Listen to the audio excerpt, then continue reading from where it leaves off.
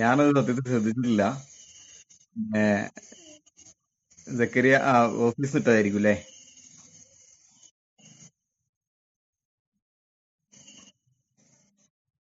ആ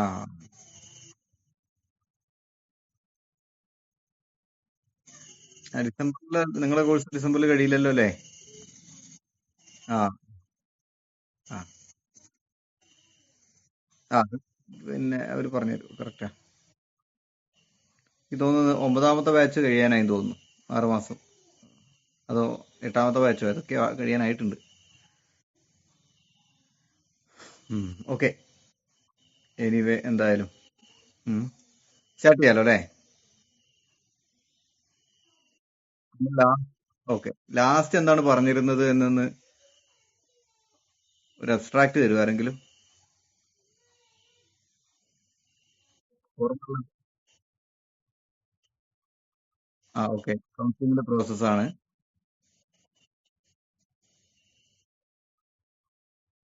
steps of counselling കേട്ടോ. Okay. Okay. Start ചെയ്യാം. എന്തെങ്കിലും വോയിസ് ബ്രേക്കോ പ്രശ്നങ്ങളുണ്ടെങ്കിൽ പറയണം. ഇപ്പൊ നമ്മൾ പറഞ്ഞു വന്നത് കൗൺസിലിംഗിന്റെ പ്രോസസ്സിലേക്കാണ് വരുന്നത്. കൗൺസിലിംഗ് എന്താന്നൊക്കെ നമ്മൾ മുമ്പ് ചർച്ച ചെയ്തു. നമ്മുടെ മുമ്പിൽ ഒരു ക്ലയന്റ് വന്നാൽ ആ ക്ലയന്റിനെ എങ്ങനെ കൈകാര്യം ചെയ്യണം, അതാണ് ഇപ്പൊ ചർച്ച ചെയ്തുകൊണ്ടിരിക്കുന്നത്. ഓക്കെ. അപ്പൊ അതില് നേരത്തെ പറഞ്ഞ പോലെ 1ാമത്തെ സ്റ്റേജ് ആണ് നമ്മൾ ചർച്ച ചെയ്തത്. ഫസ്റ്റ് സ്റ്റേജ്, ഒരു കൗൺസിലിംഗിന് വേണ്ടിയിട്ട് ഒരു കൗൺസിലർ വരുമ്പോൾ അതിന്റെ മെത്തേഡ് പറഞ്ഞു, പല മെത്തേഡ് പറഞ്ഞു. ചിലപ്പോൾ ഇത് കാഷ്വൽ കൗൺസിലിംഗ് ആയിരിക്കും. കാഷ്വൽ കൗൺസിലിംഗ് മീൻസ് ചിലപ്പോൾ ഒരു ഇൻഫോർമൽ അല്ലെങ്കിൽ ഒരു ചിലപ്പോൾ ഒരു പ്രൊഫഷണൽ ആയിട്ട് ഇരുന്ന് ചെയ്യാൻ പറ്റുന്നൊന്നും ആവണമെന്നില്ല. യാത്രയിലോ അല്ലെങ്കിൽ പെട്ടെന്ന് വേറെ എവിടെയെങ്കിലും ഒക്കെ കണ്ടുമുട്ടുന്ന സമയത്തോ അല്ലെങ്കിൽ പെട്ടെന്ന് പിന്നെ എവിടെയെങ്കിലും ആളുകൾക്ക് പോകേണ്ടി വരും. അങ്ങനെയൊക്കെ ആണെങ്കിൽ ഇതിനൊക്കെ നമുക്ക് വേണമെങ്കിൽ ഒരു കാഷ്വൽ കൗൺസിലിംഗ് എന്നൊക്കെ പറയാം. നമ്മളിപ്പോൾ ചർച്ച ചെയ്യുന്നത് പ്രൊഫഷണൽ കൗൺസിലിംഗ് എങ്ങനെയായിരിക്കണം എന്നുള്ളതാണ്. ഓക്കെ. എല്ലാ കൗൺസിലിങ്ങിനും നമുക്ക് പിന്നെ ഇത്രയും സ്റ്റെപ്പുകളിലൂടെയൊക്കെ പോകാൻ ശ്രമിച്ചു കഴിഞ്ഞാൽ ചിലപ്പം കൗൺസിലിങ്ങിന് വന്ന ആൾ പകുതി എന്നൊക്കെ പോകും. കാരണം അയാൾക്കത്ര സമയമൊന്നും ഉണ്ടാവണമെന്നില്ല. അപ്പൊ നല്ല രീതിയിൽ കൗൺസിലിങ്ങിനായി ഇരുന്ന് ആ രീതിയിൽ ചെയ്യേണ്ട കൗൺസിലിങ്ങിനെ കുറിച്ചാണ് പറയുന്നത്. എന്താ പറഞ്ഞോ? ഓക്കെ. ഓക്കെ. അപ്പൊ അതിൽ 1ാമത്തെ സ്റ്റേജ് നമ്മൾ പറഞ്ഞു. കൗൺസിലിങ്ങിന് ഫസ്റ്റ് സ്റ്റേജ് എന്ന് പറയുന്നത് റാപ്പോ ബിൽഡ് ചെയ്യലാണ്. റാപ്പോ ബിൽഡ് ചെയ്യാതെ കൗൺസിലിംഗ് നമുക്ക് മുന്നോട്ട് പോകില്ല. അതിന് എത്ര ചെറുതാണെങ്കിലും കാഷ്വൽ കൗൺസിലിംഗ് ആണെങ്കിൽ പോലും നമ്മുടെ ആദ്യത്തെ ഒരു ഒരു സ്റ്റേജ്, ഒരു ഒരു ഒരു ഘട്ടം എന്ന് പറഞ്ഞു കഴിഞ്ഞാൽ അത് വരുന്ന ആളുമായിട്ടുള്ള ഒരു റാപ്പോ ബിൽഡ് ചെയ്യലാണ്. ഇനി നമ്മുടെ വളരെ അടുത്ത സുഹൃത്തുക്കളാണ്, അല്ലെങ്കിൽ നമ്മളുമായിട്ട് എപ്പോഴും നല്ല പരിചയമുള്ള ആളാണ്, വളരെ നല്ല ബന്ധമുള്ള ആളാണ്, എന്ത് തമാശയും പറയാൻ പറ്റുന്ന ആ രീതിയിലൊക്കെയുള്ള ബന്ധങ്ങളാണെങ്കിൽ പിന്നെ ചിലപ്പോൾ അവിടെ റാപ്പോ ബിൽഡ് ചെയ്യാൻ വേണ്ടിയിട്ട് കുറെ സമയം കളയേണ്ട ആവശ്യമൊന്നും ഉണ്ടാവില്ല. അപ്പൊ അതല്ലാതെ രീതിയിൽ അപ്പൊ അത്രയും ബന്ധമുള്ള ആള്, നമുക്ക് എല്ലാ കാര്യങ്ങളും അറിയുന്ന ഒരാൾ, പിന്നെ അവിടെ നമുക്ക് അവിടെ വീണ്ടും റാപ്പ് ബിൽഡ് ചെയ്യാന്നൊക്കെ പറഞ്ഞ് കുറെ സമയം കൊടുത്ത് ഗെയിമും ആക്ടിവിറ്റി ഒക്കെ കൊടുക്കുക, അതിനൊക്കെ സമയം കളയേണ്ട ആവശ്യമില്ല. അപ്പൊ റാപ്പോയുടെ ഉദ്ദേശം ഇതാണ്: പരസ്പരം നല്ല ഒരു ധാരണ, ഒരു നല്ല ബന്ധം ഉണ്ടാക്കി എടുക്കുക എന്നുള്ളത്. അതെന്തിനാണ്? മനസ്സ് തുറന്ന് സംസാരിക്കാൻ വേണ്ടിയിട്ട് നല്ലൊരു ബന്ധം ഉണ്ടാക്കിയെടുക്കുക. അപ്പൊ അതില് ഇപ്പോ ഒരു കൗൺസിലിങ്ങിന് വരുന്ന വ്യക്തി, ഇനി ആരായാലും സാധാരണ രീതിയിൽ ചില കൗൺസിലിംഗ് സെന്ററുകളിലൊക്കെ ഒരു ഫോം പുറത്തു വെക്കാറുണ്ട്. ഓക്കെ. കൗൺസിലിങ്ങിന് അറ്റൻഡ് ചെയ്തവർക്ക് ഒരുപക്ഷെ അറിയായിരിക്കും. ഒരു ഫോം എന്തിനാ വെക്കുന്നത്? ഒരു വ്യക്തിയുടെ പ്രാഥമിക വിവരം ആ ഫോമിലൂടെ കിട്ടാൻ വേണ്ടിയിട്ടാണ്. ഇപ്പൊ ഞാൻ നിങ്ങളോട് പറഞ്ഞിരുന്നു, ഞാൻ ഇന്റേൺഷിപ്പ് ചെയ്തിരുന്ന 2 ഹോസ്പിറ്റലുകളുണ്ട്. അതിൽ ഒന്ന് കുറച്ച് കൂടുതൽ ഡേയ്സ്, ഒരു ഏകദേശം ഒരു മാസത്തിന്റെ അപ്പുറത്ത് ഒക്കെ ചെയ്തിരുന്നു. അപ്പൊ അവിടെയൊക്കെ സാധാരണ ഒരു പേഷ്യന്റ് വരികയാണെങ്കിൽ, അതൊരു ന്യൂറോ സൈക്കാട്രിക് ഹോസ്പിറ്റലാണ് എങ്കിൽ പോലും ഒരു പേഷ്യന്റ് വരുമ്പോൾ പേഷ്യന്റിന്റെ പ്രാഥമിക വിവരം അവിടെ വാങ്ങി വെക്കും. ഓക്കെ. ഹിസ്റ്ററി ടേക്കിംഗ് എന്നാണ് നമ്മൾ കേസ് പഠിക്കുമ്പോൾ. ഇപ്പൊ ഞങ്ങൾ കേസ് പഠിക്കാം, കുറെ കേസുകൾ പഠിക്കണം ഞങ്ങൾക്ക്. അതിന്റെ ഭാഗമായിട്ട് കുറെ ആളുകളുടെ കേസുകൾ അത് പഠിക്കുക മാത്രമല്ല, അത് വിശകലനം ചെയ്യുകയും കേസ് റിപ്പോർട്ട് തയ്യാറാക്കുകയും അങ്ങനെ കുറെ കൊടുക്കാനുണ്ട്. ഒരു 10-15ഓളം കേസുകളൊക്കെ തന്നെ ഞങ്ങൾ ഒരു സ്ഥലത്ത് നിന്ന് തന്നെ ചെയ്യേണ്ടി വന്നിട്ടുണ്ട്. അപ്പൊ വ്യത്യസ്ത കേസുകൾ പഠിക്കാൻ വേണ്ടിയിട്ടാണ്. അപ്പൊ അതില് പ്രാഥമികമായി ഹോസ്പിറ്റലിൽ ചെയ്യുന്ന ഒരു കാര്യമാണ് ഹിസ്റ്ററി ടേക്കിംഗ് എന്ന് പറയും. അതായത് അവരുടെ ബൈസ്റ്റാൻഡറുടെ ഭാഗത്ത് നിന്നോ അല്ലെങ്കിൽ അവരുടെ ഭാഗത്ത് നിന്നോ എന്തിനു വന്നു, എന്താണ് പ്രാഥമികമായ കാര്യങ്ങൾ എന്ന് അവരോട് ചോദിക്കുന്നതും, പ്ലസ് ഫസ്റ്റ് സമയത്ത് തന്നെ ഡോക്ടർ ഒന്ന് അവരെ കണ്ട് അവർക്ക് പിന്നെ ഡോക്ടറുടെ ഒരു വിശകലനം ഉണ്ടാവുമല്ലോ ഇവർക്ക് എന്താണെന്നുള്ളത് പ്രാഥമികമായ കാര്യം ഇതൊക്കെ അവിടെ കൊടുക്കും. അപ്പൊ അതൊന്ന് നമ്മൾ എടുത്തിട്ടാണ് എന്ത് ചെയ്യുക, നമ്മൾ കേസ് പഠിക്കാൻ പോവുക. ക്ലിയർ ആയോ? അതെന്തിനാന്ന് വെച്ച് കഴിഞ്ഞാല് ഇപ്പൊ ഞാൻ ഒരാളെ കുറിച്ച് പഠിക്കാൻ പോവുകയാണ്. ഞാൻ ഒരു കേസ് ഞാൻ പറഞ്ഞുതരാം. ഒരു പിന്നെ ഒരാൾ ഒരു മദ്യപാനത്തിന്റെ ഒരു പ്രശ്നമുള്ള ഒരാളായിരുന്നു. അയാൾക്ക് വേറെ കുറെ അതിനുശേഷം ഫാമിലി അയാൾക്ക് ഒരുപാട് പ്രശ്നങ്ങൾ ഉണ്ടായിരുന്നു. അപ്പൊ അദ്ദേഹത്തിന്റെ പേര് ഞാൻ പറയുന്നില്ല, പോട്ടെ, പേര് പറയണ്ട. അപ്പോ ആ കേസ് പഠിക്കാൻ വേണ്ടിയിട്ടാണ് ഞാൻ എന്റെ ആദ്യത്തെ കേസ് അവിടുത്തെ ആ ഹോസ്പിറ്റലിൽ അവിടുത്തെ അതായിരുന്നു. അപ്പൊ അത് ഡീറ്റെയിൽ ആയിട്ട് ഫസ്റ്റ് കേസ് ആയതുകൊണ്ട് കുറച്ചുകൂടി നമ്മൾ ഡെപ്ത് ആയിട്ടൊക്കെ പോകുമല്ലോ. അപ്പൊ നമ്മൾ ആദ്യം തന്നെ അയാളുടെ കേസ് എടുത്തു. അയാള് പിന്നെ വന്നത് അയാൾ ഒറ്റക്കാണ് വന്നത്, അയാൾക്ക് ആരും ഇല്ല, ബൈസ്റ്റാൻഡർ ഒന്നുമായിട്ട്. അപ്പോൾ അയാൾ വന്നു. അപ്പൊ അയാൾ തന്നെ പറഞ്ഞു കൊടുത്ത കാര്യങ്ങളും ഡോക്ടർ എഴുതിയ പ്രധാനപ്പെട്ട കാര്യങ്ങളും ഒക്കെ എല്ലാം കൂടിയാണ് ഹിസ്റ്ററി ടേക്കിംഗ് എന്ന് പറയുന്നത്. ഫസ്റ്റ് നമ്മുടെ കയ്യിൽ വരിക. അപ്പൊ അത് എടുത്തിട്ടാണ് നമ്മൾ എന്ത് ചെയ്യുക, ഈ വ്യക്തിയുടെ അടുത്തേക്ക് പോവുക. എടുക്കുക എന്ന് പറഞ്ഞാൽ നമ്മുടെ കയ്യിൽ ഉണ്ടാവില്ല, ജസ്റ്റ് മനസ്സിലാക്കിയിട്ട് പോകും. ചിലപ്പോൾ നമ്മൾ 1-2 ആളൊക്കെ പോകും. പോയി കഴിഞ്ഞാൽ പിന്നെ അവരോട് നമ്മളിങ്ങനെ വളരെ സൗഹൃദം നടിച്ച് വളരെ സൗഹൃദം ഉണ്ടാക്കി നല്ലൊരു ബന്ധം ഉണ്ടാക്കി അങ്ങനെ നല്ലൊരു സുഹൃത്തായി കഴിഞ്ഞാൽ പിന്നെ നമ്മൾ എന്ത് ചെയ്യും, മെല്ലെ മെല്ലെ അവരോട് ഓരോ കാര്യങ്ങൾ ഇങ്ങനെ ചോദിക്കും, കാര്യങ്ങൾ ഇങ്ങനെ മനസ്സിലാക്കി വരും. അപ്പോൾ നമ്മുടെ കയ്യിലൊരു പേപ്പറൊക്കെ ഉണ്ടാവും, പക്ഷെ അത് അവർ കാണുകയോ എഴുതുമൊന്നുമില്ല. അത് അവർക്ക് ഒരു ഇറിറ്റേഷൻ ആയിരിക്കും. അത് ജസ്റ്റ് ഇങ്ങനെ നോട്ട് ചെയ്യും, പ്രധാനപ്പെട്ട കാര്യങ്ങൾ കഴിയുന്ന രീതിയിലൊക്കെ നോട്ട് ചെയ്യും, അല്ലെങ്കിൽ മനസ്സിൽ നോട്ട് ചെയ്യും. എന്നിട്ട് കുറച്ച് കഴിഞ്ഞ് പുറത്തിറങ്ങി കഴിഞ്ഞാൽ അത് കാര്യങ്ങളൊക്കെ നോട്ട് ചെയ്ത് വെക്കും. ആ സമയത്ത് നമ്മളൊരു MSc എന്നും കൂടി പറയും, നിങ്ങൾ കേട്ടിട്ടുണ്ടാവും, മെന്റൽ സ്റ്റാറ്റസ് എക്സാമിനേഷൻ എന്ന് പറയും. ഒരു വ്യക്തി സംസാരിക്കുന്ന സമയത്ത് അയാളുടെ കണ്ണ്, അയാളുടെ മുഖഭാവം, അയാളുടെ സംസാര രീതി, പിന്നെ അയാളുടെ നോട്ടം, അയാളുടെ ഓർമ്മശക്തി, അയാളുടെ തിങ്കിങ് കപ്പാസിറ്റി, ഇതൊക്കെ നമ്മളിങ്ങനെ ജസ്റ്റ് അതുമായിട്ട് ബന്ധപ്പെട്ട കുറെ ചോദ്യങ്ങളൊക്കെ ചോദിക്കും. ചിലപ്പോൾ പിന്നെ അയാളുടെ ജനറൽ അവയർനെസ്, ഇപ്പം എന്താണ് കേരളത്തിന്റെ മുഖ്യമന്ത്രി ആരാന്നൊക്കെ ചോദിക്കുമ്പോൾ അതൊക്കെ കിട്ടുന്നുണ്ടോ, അതൊക്കെ ജസ്റ്റ് ഒരു ജനറൽ അവയർനെസ് ഉണ്ടോ, ഇതൊക്കെ നോക്കാൻ വേണ്ടി കുറെ ക്വസ്റ്റ്യൻസ് ചോദിക്കും. അതിങ്ങനെ ക്വസ്റ്റ്യൻ ആൻഡ് ആൻസർ എന്നുള്ള രീതിയിലല്ല, നമ്മളിങ്ങനെ കാഷ്വൽ ടോക്ക് പോലെ അതിലൂടെ നമ്മളിങ്ങനെ കുറച്ച് കാര്യങ്ങളൊക്കെ ചോദിച്ച്, അതാണ് മെന്റൽ സ്റ്റാറ്റസ് എക്സാമിനേഷൻ എന്നൊക്കെ പറയും. അപ്പൊ ഇതെല്ലാം കൂടിയിട്ടാണ് നമ്മൾ എന്ത് ചെയ്യുക, ഒരു കേസ് പഠിക്കുക. അപ്പൊ ഇതേപോലെ തന്നെ കൗൺസിലിങ്ങിന് വന്നിരിക്കുന്ന ഒരു വ്യക്തിയുടെ പ്രാഥമികമായിട്ട് അവരുടെ ഒരു കേസ് നമ്മൾ കൗൺസിലർ എന്ത് ചെയ്യണം, ജസ്റ്റ് ഒന്ന് മനസ്സിലാക്കണം. അതെന്തിനാന്ന് പറഞ്ഞു കഴിഞ്ഞാൽ നമ്മുടെ ടൈം ഒരുപാട് ലാഭിക്കാൻ പറ്റും. അല്ലെങ്കിൽ എല്ലാം ഇവർ വന്ന് എല്ലാം പറയുന്നതിനേക്കാൾ നല്ലത് ജസ്റ്റ് ഒരു ഫോമൊക്കെ പുറത്ത് വെച്ചാൽ ഏറ്റവും നല്ലതാണ്. അങ്ങനെ ചെയ്യുന്നവരുണ്ട്, ചെയ്യാത്തവരും ഉണ്ട്. അപ്പൊ ഫോം ഒക്കെ പുറത്ത് വെച്ച് കഴിഞ്ഞാൽ എന്താ പേര്, വീട്ടഡ്രസ്സ്, വീട്ടിലാരൊക്കെ ഉണ്ടെന്നും ജോലി എന്താണെന്നും പ്രാഥമികമായി എന്താണ് ഇവിടെ വരാൻ കാരണമെന്നും മുൻപ് എന്തെങ്കിലും പിന്നെ വല്ല മരുന്നും ഗുളികയോ കഴിച്ചിട്ടുണ്ടോ, ഇതൊക്കെ ഒന്ന് ചോദിക്കുക. അപ്പൊ ഈ ഗുളിക കഴിച്ചിട്ടുണ്ടോ എന്നൊക്കെ ചോദിച്ചു കഴിഞ്ഞാൽ ഗുളിക കഴിച്ചിട്ടുണ്ട്, അപ്പൊ എന്ത് ഗുളികയാണെന്ന് അറിയുമെങ്കിൽ ഗുളികയുടെ പേരൊക്കെ എഴുതി വെച്ച് കഴിഞ്ഞാൽ പെട്ടെന്ന് തന്നെ ഒരു ധാരണ ഉണ്ടാക്കാൻ പറ്റും, ഇയാൾക്ക് എന്തെങ്കിലും മാനസിക ബുദ്ധിമുട്ടുണ്ടോ, അതല്ലെങ്കിൽ അയാൾ കഴിച്ച മരുന്ന് എന്തിനുള്ളതാണ്, ഡിപ്രഷൻ ഉള്ളതാണോ, അല്ലെങ്കിൽ മറ്റെന്തെങ്കിലും സ്ട്രെസ് കൂടിയിട്ടുള്ള പ്രശ്നങ്ങൾ എന്തെങ്കിലും ഉണ്ടോ. അപ്പൊ ഇതൊക്കെ ജസ്റ്റ് ഒന്ന് മനസ്സിലാക്കാൻ വേണ്ടിയിട്ടാണ്. അപ്പൊ അതിൽ ചിലപ്പോൾ ഒക്കെ മുൻപ് എപ്പോഴെങ്കിലും മരുന്ന് കഴിച്ചിട്ടുണ്ടോ എന്നൊക്കെ ചോദിച്ചു കഴിഞ്ഞാൽ ചിലർക്ക് ചിലപ്പോൾ വയലന്റ് ആയി ആള്. എന്താ വെച്ച് കഴിഞ്ഞാൽ അല്ലെങ്കിലേ ചിലപ്പോൾ വീട്ടുകാരെ നിർബന്ധം കൊണ്ടായിരിക്കും എന്ത് ചെയ്യുക, പിടിച്ചു കൊണ്ടുവന്നതായിരിക്കും. എന്നിട്ട് അയാൾ ഇങ്ങനെ ഫോം ഫില്ല് ചെയ്യുമ്പോൾ മുമ്പ് എന്തെങ്കിലും മരുന്ന് കഴിച്ചിട്ടുണ്ടോ എന്ന് ചോദിച്ചു കഴിഞ്ഞാൽ അപ്പൊ തന്നെ അയാൾ എന്തായി, ഇവരെന്നെ മാനസിക രോഗിയാക്കുകയാണെന്ന് ചിന്തിക്കും. അപ്പൊ അതൊക്കെ ശ്രദ്ധിച്ചിട്ടും കാര്യങ്ങളൊക്കെ എന്ത് ചെയ്യുക, ശ്രദ്ധിച്ച് കൈകാര്യം ചെയ്യേണ്ടതാണ്. വളരെ സെൻസിറ്റീവായ ഒരു വിഷയമാണിത്. സെൻസിറ്റീവ് എന്ന് പറഞ്ഞാൽ ഹൈലി സെൻസിറ്റീവ് ആണ്. വളരെ കൃത്യമായിട്ട് കൈകാര്യം ചെയ്യേണ്ട ഒരു പ്രൊഫഷനാണ് സൈക്കോ കൗൺസിലിംഗ് എന്ന് പറയുന്നത്. ഓക്കെ, അപ്പൊ പഴുതുകൾ അടച്ച് തന്നെ പോകണം. പരമാവധി പ്രകോപനം ഉണ്ടാക്കാതെ എന്ത് ചെയ്യുക, മുന്നോട്ട് പോകണം. ഓക്കെ, എനിവേ, അപ്പൊ ഒന്നാമത്തെ സ്റ്റേജ് ജസ്റ്റ് ഒരു പ്രിസ്ക്രിപ്ഷൻ കിട്ടലോട് കൂടിയിട്ട് തന്നെ നമുക്ക് ജസ്റ്റ് എന്തൊക്കെയാണെന്ന് കുറെ കാര്യങ്ങളൊക്കെ മനസ്സിലാവും. അത് വെച്ചിട്ട് എന്ത് ചെയ്യാം, അവരെ വിളിക്കാം. അപ്പൊ വിളിക്കുമ്പോൾ കുറച്ചും കൂടിയൊക്കെ അവർ വരുമ്പോൾ തന്നെ ഇപ്പൊ ഒരു പേര്, ഇപ്പൊ ഒരു ഉദാഹരണത്തിന് സത്താർ എന്നാണ് പേര്.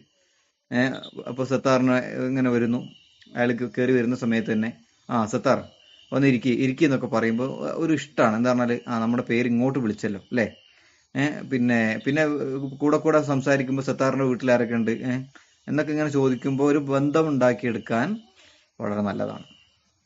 Okay, ready. അപ്പൊ ഒന്നാമത്തെ സ്റ്റേജ് ആണ് നമ്മൾ ചർച്ച ചെയ്ത്. ജസ്റ്റ് അതിന്റെ നോട്ട് ചെയ്യാൻ നിങ്ങൾക്ക് അയച്ചു തന്നിരുന്നു. ഒന്നാമത്തെ സ്റ്റേജിൽ കുറെ കാര്യങ്ങളുണ്ട്. നമ്മൾ പറഞ്ഞിരുന്നു, ഇരുത്തം, സംസാരം, നോട്ടം ഒക്കെ കാര്യങ്ങൾ ക്ലിയർ ചെയ്യുക. നല്ല ആക്റ്റീവ് ലിസണിങ് ആണെന്ന് ബോധ്യപ്പെടണം. പിന്നെ ഇരിക്കുന്നതിന്റെ മെത്തേഡ് എന്ന് പറഞ്ഞാൽ കൗൺസിലറും കൗൺസിലിംഗും ഏറെക്കുറെ ഒരേ ഹൈറ്റ് ആയിരിക്കണം. ഒരാൾ വളരെ ഹൈറ്റ് കൂടിയ ഒരു ചെയറും ഒരാൾ വളരെ ഹൈറ്റ് കുറഞ്ഞൊരു ചെയറും ഒരു സോഫയിലൊക്കെ ഇരിക്കുമ്പോൾ ഒരു ഒരു ഒരു ഒരു കംഫർട്ട്നെസ് പിന്നെ ഫീൽ ചെയ്യൂല. ഒന്നുകൂടി ഒന്ന് കംഫർട്ട് ആവണമെങ്കിൽ ഏകദേശം ഒരേ ഹൈറ്റ്, ഒരേ ചിലപ്പോൾ വളരെ ഹൈറ്റ് കൂടിയ ഒരാളായിരിക്കും ഒരാൾ കൗൺസിൽ വളരെ ഹൈറ്റ് കുറഞ്ഞ ആളായിരിക്കും. അങ്ങനെ ആവുമ്പോൾ ഇൻ കേസ് നമുക്ക് പറ്റുകയാണെങ്കിൽ ഒരു ചെയർ അഡ്ജസ്റ്റ്മെന്റ് ഒക്കെ ചെയ്യാൻ പറ്റുകയാണെങ്കിൽ ഏറെക്കുറെ ഒരേ രീതിയിൽ നിൽക്കുകയാണെങ്കിൽ നല്ലതാണ്. ഇപ്പൊ ഈ നമ്മുടെ ചെറിയ മക്കളൊക്കെ ഈ വാശി പിടിച്ച് കരയുന്ന സമയത്ത് നമ്മൾ പിന്നെ അവരെ ചീത്ത പറഞ്ഞ് ചിലപ്പോൾ ഒതുക്കുമല്ലോ. പക്ഷെ അവരെ അനുസരിപ്പിക്കാനാണ് നമ്മൾ, അല്ലെങ്കിൽ അവരെ ഒന്ന് സോപ്പിട്ട് അനുസരിപ്പിക്കാനാണ് ശ്രമിക്കുന്നതെങ്കിൽ സൈക്കോളജിയിൽ പറയുന്ന ഒരു മെത്തേഡ് ഉണ്ട്. എന്താന്ന് പറഞ്ഞാൽ കുട്ടികൾ ഇങ്ങനെ നിന്നിട്ട് നമ്മുടെ ഒരു അരയുടെ ഒക്കെ അല്ലെങ്കിൽ നമ്മുടെ ഒരു നെഞ്ഞിനോടൊക്കെ ഉയരെ ഉണ്ടാവുള്ളൂ അവർ, അല്ലെങ്കിൽ അരയോടൊക്കെ ഉയരെ ഉണ്ടാവുള്ളൂ. അപ്പോൾ നമ്മൾ എന്ത് ചെയ്യുക, നമ്മൾ ജസ്റ്റ് ഒന്ന് മുട്ടിൽ ഇരിക്കുക. എന്നിട്ട് അവരുടെ ഹൈറ്റിനോട് ഒപ്പിച്ച് ഏകദേശം ഹൈറ്റ് വെച്ചിട്ട് എന്ത് ചെയ്യുക, അവരോട് സംസാരിക്കുക. അപ്പോൾ അവർക്കൊരു ഭയങ്കര ഒരു ഈക്വാലിറ്റി ഫീൽ ചെയ്യും. അതുപോലെ അപ്പോൾ ഹൈറ്റിൻ്റെ കാര്യത്തിലൊക്കെ ശ്രദ്ധിക്കുന്നത് വളരെ നല്ലതാണ്. പെട്ടെന്ന് മനസ്സ് തുറപ്പിക്കുക എന്ന് പറയുന്ന ഒരു ഭീകരമായ പ്രോസസ്സാണ് നമ്മൾ ചെയ്യാൻ പോകുന്നത്. വലിയ പ്രോസസ്സാണ്, അതിൻ്റെതായ റിസ്ക് ഉണ്ട്. ഓക്കെ, അപ്പോൾ ഒന്നാമത്തെ എങ്ങനെ മനസ്സിലായില്ല, ഒന്നുകൂടി പറ.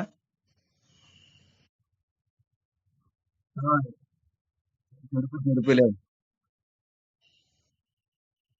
അല്ല, ഇരിക്കുമ്പം ചെരുപ്പിന്റെ പ്രശ്നം വ്യത്യാസമല്ലല്ലോ. ഇരുത്തത്തിലല്ലേ വരിക. വേണമെങ്കിൽ ഒരു തലയണയൊക്കെ വെക്കാം. ഒന്നങ്ങനെ ജസ്റ്റ് അത്യാവശ്യമൊന്നും അല്ല കേട്ടോ ഞാൻ പറയുന്നത്. ഏറ്റവും കംഫർട്ട് ഒരു അറ്റ്മോസ്ഫിയർ ഉണ്ടാക്കിയെടുക്കുക എന്നുള്ളതാണ് ഇതിനൊരു പ്രധാനപ്പെട്ട ലക്ഷ്യം. ഓക്കെ, അപ്പോൾ പിന്നെ നമ്മൾ തുടങ്ങുക. അപ്പോൾ ഒന്നാമത്തെ സ്റ്റേജ് ഇങ്ങനെ കഴിഞ്ഞു, അത്യാവശ്യം റാപ്പൊക്കെ വന്നു, നല്ല ഹാപ്പിയായി, പരസ്പരം അങ്ങോട്ടും ഇങ്ങോട്ടും എല്ലാം സംസാരിക്കാൻ പറ്റുന്ന നല്ല അറ്റ്മോസ്ഫിയർ ആയി കഴിഞ്ഞാൽ പിന്നെ നമ്മൾ രണ്ടാമത്തെ സ്റ്റേജിലേക്ക് കിടക്കുകയാണ്. ആ രണ്ടാമത്തെ സ്റ്റെപ്പ് ആണ് എന്ന് നമ്മൾ കൗൺസിലിയോട് പറയേണ്ട ആവശ്യമൊന്നുമില്ല. പക്ഷെ നമുക്ക് നമ്മുടെ ഒരു മാനസികമായിട്ട് നമ്മൾ എന്ത് ചെയ്യുന്നു, ഞാൻ അത്യാവശ്യം എന്ത് ചെയ്തിട്ടുണ്ട്, ഒരു നല്ല ബന്ധം ഉണ്ടാക്കിയിട്ടുണ്ട്, എല്ലാം പറയാൻ പറ്റുന്ന രീതിയിൽ ഞാനും അയാളും തമ്മിൽ ഒരു നല്ല ഒരു ഹാപ്പിയസ്റ്റ് അറ്റ്മോസ്ഫിയർ ആയിട്ടുണ്ട് എന്ന് തോന്നുകയാണെങ്കിൽ മെല്ലെ ഒരു രണ്ടാമത്തെ സ്റ്റേജിലേക്ക് കിടക്കാം. ഓക്കെ, ഈ രണ്ടാമത്തെ സ്റ്റേജിന്റെ പ്രത്യേകത എന്ന് പറഞ്ഞാൽ ഒന്നാമത്തെ സ്റ്റേജിൽ നിന്ന് ഏറെക്കുറെ എന്തിനു വന്നു എന്നുള്ളതും എന്തൊക്കെയാണെന്നുള്ളതും ഒരു കുടുംബ പശ്ചാത്തലവും അന്തരീക്ഷവും കാര്യങ്ങളൊക്കെ ആർക്ക് കിട്ടിയിട്ടുണ്ടാവും, കൗൺസിലർക്ക് കിട്ടിയിട്ടുണ്ടാവും ഒരു പ്രാഥമികമായിട്ട്.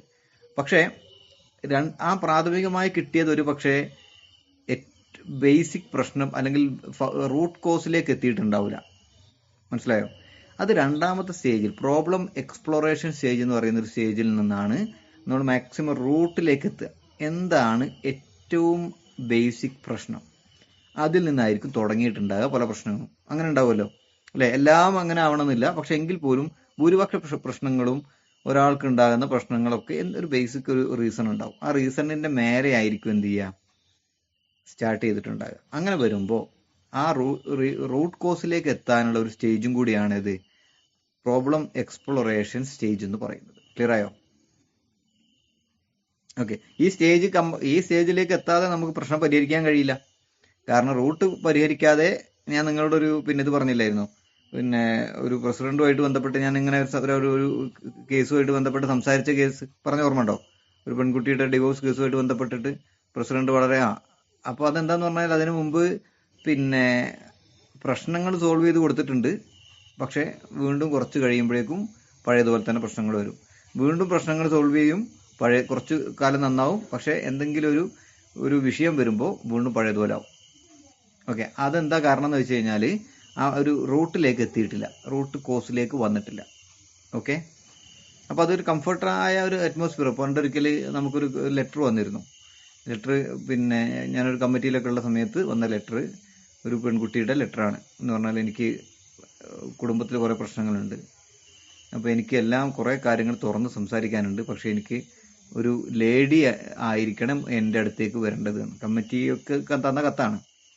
അതായത് പുരുഷന്മാരല്ല, എനിക്ക് വേണ്ടത് ഒരു ലേഡി വരണം, കൗൺസിലർ വേണമെന്നല്ല പറഞ്ഞത്, എനിക്കൊരു ലേഡി വരണം, എന്നാലേ എനിക്ക് എല്ലാ കാര്യങ്ങളും തുറന്ന് പറയാൻ പറ്റുള്ളൂ എന്ന് പറഞ്ഞിരുന്നു. അപ്പോൾ അത് ഓരോരുത്തരുടെ കംഫർട്ടാണ്. അങ്ങനെ ഞങ്ങൾ എന്ത് ചെയ്തു, അതിന് വേണ്ടിയിട്ട് ഒരു ലേഡിയൊക്കെ അറേഞ്ച് ചെയ്ത് കൊടുത്തിരുന്നു. അതുകൊണ്ട് നന്നായിട്ടുണ്ട്. കാരണം ആ പെൺകുട്ടി മാനസികമായിട്ട് ഒരുങ്ങിയിട്ട് തന്നെയാണ് എല്ലാം പറയാൻ തീരുമാനിച്ചത്. അതുകൊണ്ട് നല്ലൊരു ലേഡി വന്നപ്പോൾ പുരുഷന്മാരോട് പറയാൻ മടിയുള്ള പല കാര്യങ്ങളും എന്ത് ചെയ്തു, കൃത്യമായിട്ട് പറഞ്ഞു. അങ്ങനെ അതിനൊരു സൊല്യൂഷനൊക്കെ കണ്ടെത്തി കൊടുക്കാൻ പറ്റിയിട്ടുണ്ട്. ഓക്കെ, അപ്പോൾ അതുപോലെ തന്നെ ഈ സ്റ്റേജിൽ നമുക്ക് എക്സ്പ്ലോർ ചെയ്യാണ് എന്താണ് റൂട്ട് കോസ് എന്നുള്ളത്, ഡെപ്തിലേക്ക് പോകുന്നു. അതിൽ നമുക്കതിന് എന്തൊക്കെ ചോദിക്കാം, എങ്ങനെയൊക്കെ ചോദിക്കാം, എങ്ങനെയൊക്കെ അവരുടെ മനസ്സ് ഉറപ്പിക്കാം എന്നുള്ള കാര്യമൊക്കെ എന്ത് ചെയ്യാം, നമുക്ക് പറയാം, നോട്ട് ഷെയർ ചെയ്യാം. ഓക്കെ,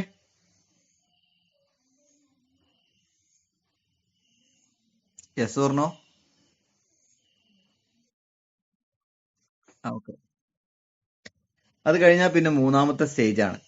ഓക്കെ, മൂന്നാമത്തെ സ്റ്റേജ് എന്ന് പറഞ്ഞു കഴിഞ്ഞാൽ ജസ്റ്റ് ഒന്ന് പറഞ്ഞിട്ട് എന്ത് ചെയ്യാം, പിന്നെ പോവാം. മൂന്നാമത്തെ സ്റ്റേജ് എന്ന് പറഞ്ഞാൽ 2 സ്റ്റേജ് കഴിയലോട് കൂടിയിട്ട് ഒരു കൗൺസിലർക്ക് എന്താണ് കൗൺസിലിയുടെ പ്രശ്നമെന്ന് ഡെപ്തായിട്ട് കൗൺസിലർക്ക് മനസ്സിലായി, അതോടൊപ്പം തന്നെ കൗൺസിലിക്കും മനസ്സിലാവണം.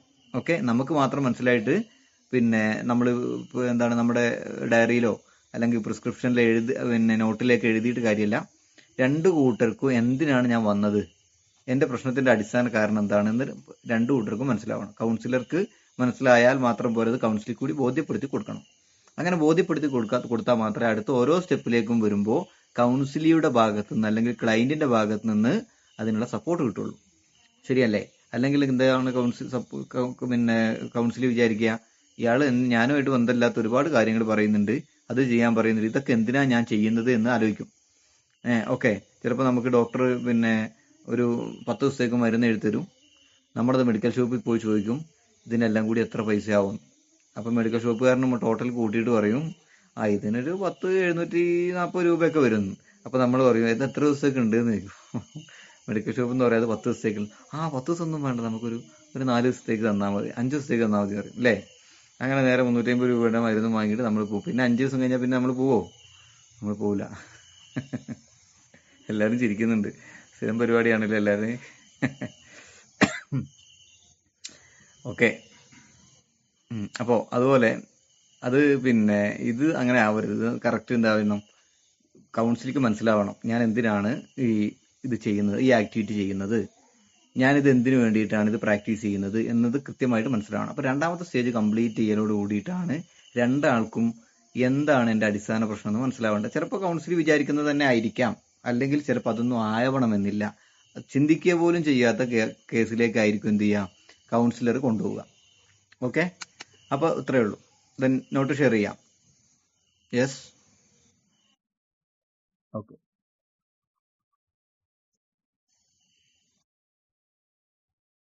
Okay, okay.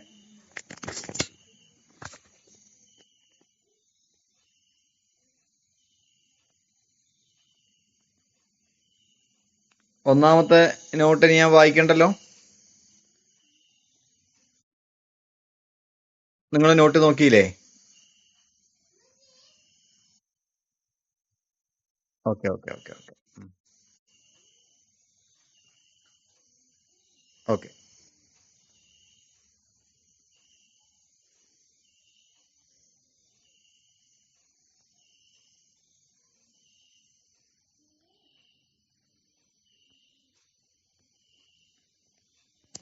ഓക്കെ, നോക്കിക്കോളൂ.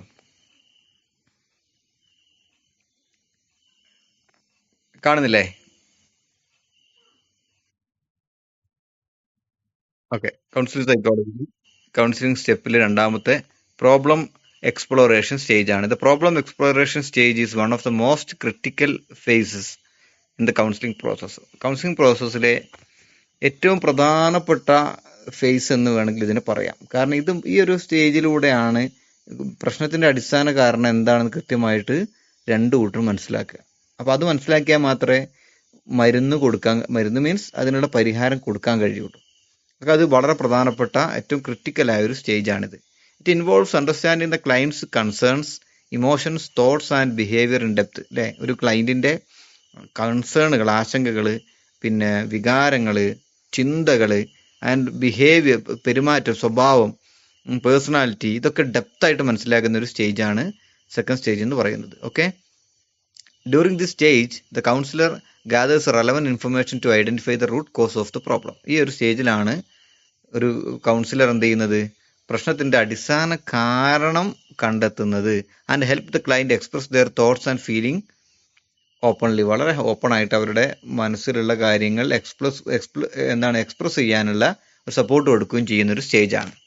ഓക്കെ, ഇത് നോക്കിക്കോളൂ. സെക്കൻഡ് സ്റ്റേജിനെ കുറിച്ചുള്ള ജസ്റ്റ് ഒരു പിക്ചറാണ്.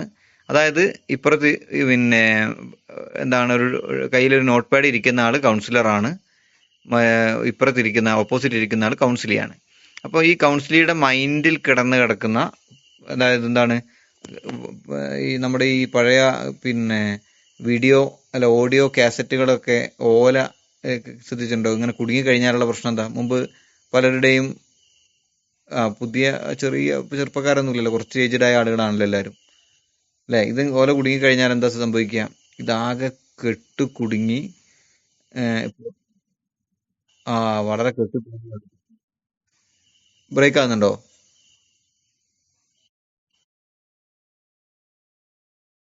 ആണോ? എല്ലാവർക്കും ഉണ്ടോ പ്രശ്നം? ഉണ്ടല്ലേ, ഉണ്ടല്ലേ, ഓക്കെ. ജസ്റ്റ് ഒരു കാര്യം ചെയ്യട്ടെ. ഞാനൊരു കാര്യം ചെയ്യാം. പിന്നെ BSNL നിന്ന് ജിയോയിലേക്ക് മാറ്റിയിട്ടുണ്ട്. ഇപ്പോഴോ?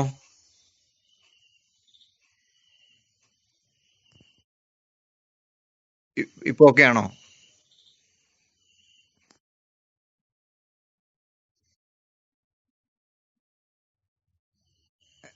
ഇപ്പൊ ഒന്നും കേൾക്കുന്നില്ല?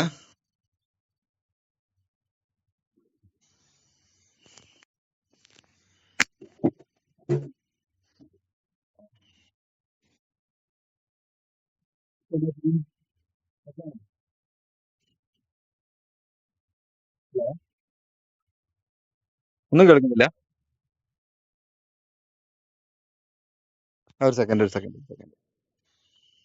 പരിഹരിച്ചേ പറ്റൂ. ആ, ഓക്കെ. എന്താണ് ഇപ്പൊ മറുപടി കേൾക്കുന്നുണ്ട്? ഇപ്പൊ കേൾക്കാം. ഓക്കെ ആണോ?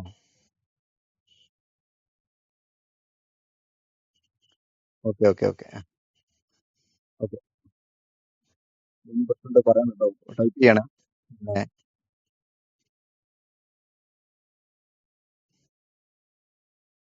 Okay, yes. അപ്പോ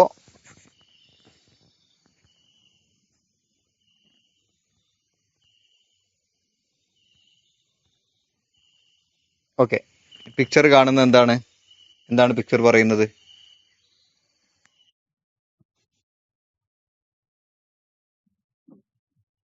അത് മാത്രമല്ല, നമ്മൾ കൗൺസിലിങ്ങിന് ഒരാളുടെ അടുത്തേക്ക് പോകുമ്പോൾ സ്വാഭാവികമായിട്ട് നമ്മുടെ മൈൻഡ് കംപ്ലീറ്റ് എല്ലാ പ്രശ്നങ്ങളും കൂടി നിറഞ്ഞ് കെട്ടുകുടുങ്ങി കിടക്കുകയായിരിക്കും.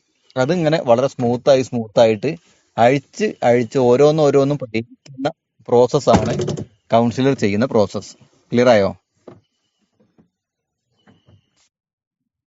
Okay, okay, okay. അപ്പോൾ അതായത് ഞാൻ പറഞ്ഞു വന്ന ഇത്രയേ ഉള്ളൂ. നമുക്ക് കുറേ പ്രശ്നങ്ങൾ ഉണ്ടാവും. ആ പ്രശ്നങ്ങളൊക്കെ ആയിട്ടായിരിക്കും പോകുന്നത്. അതിൽ നിന്ന് ഓരോന്നോരോന്ന് എന്ത് ചെയ്യണം? അഴിച്ചെടുക്കണം. അതിന് ഓരോന്നോരോന്ന് പരിഹരിച്ച് കൊടുക്കണം. ഓക്കെ, പരിഹരിക്കുന്ന മെത്തേഡും കാര്യങ്ങളൊക്കെ നമ്മൾ എന്ത് ചെയ്യും? മൂന്നാമത്തെ നാലാമത്തെ സ്റ്റേജിലാണ് പറയാം. Then objective of the problem exploration stage. ഈ ഒരു സ്റ്റേജിന്റെ പ്രധാനപ്പെട്ട ലക്ഷ്യങ്ങളാണ് പറയുന്നത്. ഒന്ന്, എൻകറേജ് സെൽഫ് എക്സ്പ്രഷൻ. ഒരാളെ പൂർണ്ണമായും കാര്യങ്ങൾ കൃത്യമായി പ്രകടിപ്പിക്കാൻ, പറയാൻ അയാളെ പ്രോത്സാഹിപ്പിച്ചെടുക്കുക. ധൈര്യം കൊടുത്ത് പറയിപ്പിക്കണം. Help the client articulate their concerns. അല്ലേ? അവർക്ക് എന്തൊക്കെയോ മനസ്സിൽ കിടക്കുന്ന പ്രശ്നങ്ങളുണ്ടാവും. അത് ഓരോന്നും എന്ത് ചെയ്യണം? പുറത്ത് പറയിപ്പിക്കണം. Understand nature and severity of the problem. പ്രശ്നത്തിന്റെ അടിസ്ഥാന പ്രശ്നങ്ങളും അതിന്റെ വ്യാപനം എത്രത്തോളം പിന്നെ വ്യാപ്തി ഉണ്ട് എന്നുള്ള കാര്യങ്ങളൊക്കെ മനസ്സിലാക്കണം. മാത്രമല്ല, identify how the issue affect the client's life. ഈ ക്ലയന്റിന്റെ ലൈഫിൽ ഈ പ്രശ്നങ്ങളൊക്കെ എത്രത്തോളം അയാളുടെ ലൈഫിനെ ബാധിക്കുന്നുണ്ട് എന്ന് ഐഡന്റിഫൈ ചെയ്യണം. Okay. Then third, recognise underlying factors. മാത്രമല്ല, explore past experience, triggers and patterns. എന്തെങ്കിലും പ്രശ്നങ്ങൾ തുടക്കത്തിൽ ഉണ്ടാവും. അതുകൊണ്ടായിരിക്കും ഒരു പക്ഷേ ഈ ഒരു ഇപ്പോഴുള്ള പ്രശ്നങ്ങളൊക്കെ ഉണ്ടാകുന്നത്. അപ്പോൾ അതിന്റെ അടിസ്ഥാന പ്രശ്നങ്ങൾ എന്താണെന്ന് മനസ്സിലാക്കണം. അത് ചിലപ്പോൾ ഞാൻ മുമ്പ് പറഞ്ഞ പോലെ തന്നെ നമ്മൾ പറഞ്ഞിരുന്നല്ലോ, എന്തെങ്കിലും ഒരു ട്രോമ സംഭവിച്ചിട്ടുണ്ടാവും ജീവിതത്തിൽ. സംഭവിച്ചതായിരിക്കും ഒരു പക്ഷേ പിന്നീട് കാലങ്ങളോളം ഇവരെ അലട്ടിക്കൊണ്ടിരിക്കുന്നത്. ഓക്കെ, അപ്പോൾ ആ പ്രശ്നങ്ങൾ എന്താണെന്ന് അടിസ്ഥാന പ്രശ്നങ്ങൾ എന്താണെന്ന് മനസ്സിലാക്കണം. അതോടൊപ്പം തന്നെ എന്താണ് അത് ഇപ്പോൾ എത്രത്തോളം ട്രിഗർ ചെയ്യുന്നുണ്ട്, വീണ്ടും വീണ്ടും ആ പ്രശ്നങ്ങൾ എത്രത്തോളം എഫക്റ്റ് ചെയ്യുന്നുണ്ട്, നമ്മളെ വീണ്ടും ആ പ്രശ്നത്തിലേക്ക് എത്തിക്കുന്നുണ്ട്, ഈ കാര്യങ്ങളൊക്കെ മനസ്സിലാക്കണം. ഓക്കെ, പാസ്റ്റ് എക്സ്പീരിയൻസുകൾ, അല്ലെ, മുമ്പ് കാലത്തുണ്ടായ അനുഭവങ്ങൾ, ഇപ്പോൾ പല രീതിയിലാണ് അത്. നമുക്ക് പിന്നെ എന്താണ് പറയുക, ചില ആളുകളുടെയൊക്കെ പ്രശ്നങ്ങൾ, കൗൺസിലിങ്ങിന് വന്ന കേസല്ലോട്ടെ ഞാൻ പറയുന്നത്, പ്രശ്നങ്ങൾ മനസ്സിലാക്കിയാൽ നമുക്ക് തന്നെ നമ്മൾ വിചാരിക്കുന്നതിൻ്റെ അപ്പുറത്തെ പ്രശ്നങ്ങൾ അനുഭവിക്കുന്നവരുണ്ട്. പ്രത്യേകിച്ച് പെൺകുട്ടികൾ. അവർക്ക് പലരിൽ നിന്നും അവർക്ക് വളരെ വേണ്ടപ്പെട്ട, അവരൊരിക്കലും എന്താണ് മോശമായി ചിന്തിക്കുക പോലും ചെയ്യാത്ത ഏറ്റവും വേണ്ടപ്പെട്ട ആളുകളിൽ നിന്നൊക്കെ ഉണ്ടാകുന്ന ചില സമയങ്ങളിലെ ഇടപെടലുകൾ, ചില സമയങ്ങളിലെ സമീപനങ്ങൾ, ചില പെരുമാറ്റങ്ങൾ, ചില സംസാരങ്ങൾ, ചില പ്രവൃത്തികൾ, ഇത് പലരിലും ഉണ്ടാകുന്ന ആഘാതം വളരെ വലുതായിരിക്കും. എത്ര കാലം കഴിഞ്ഞാലും മനസ്സിൽ നിന്ന് അതിൻ്റെ ഒരു വലിയ എന്താണ് ഒരു ഭാരം, അല്ലെങ്കിൽ ആ ഒരു വലിയ പ്രശ്നം പിന്നെ മാറ്റിയെടുക്കാൻ കഴിയില്ല. ഓക്കെ, അപ്പോൾ അത്തരം പ്രശ്നങ്ങൾ ഉണ്ടാകാം. അതിനെ നമുക്ക് പാസ്റ്റ് എന്താണ് എക്സ്പീരിയൻസ് എന്നോ അല്ലെങ്കിൽ പാസ്റ്റ് ട്രോമ എന്നൊക്കെ പറയാം. ഓക്കെ അല്ലേ? കേൾക്കുന്നില്ലേ? ഓക്കെ.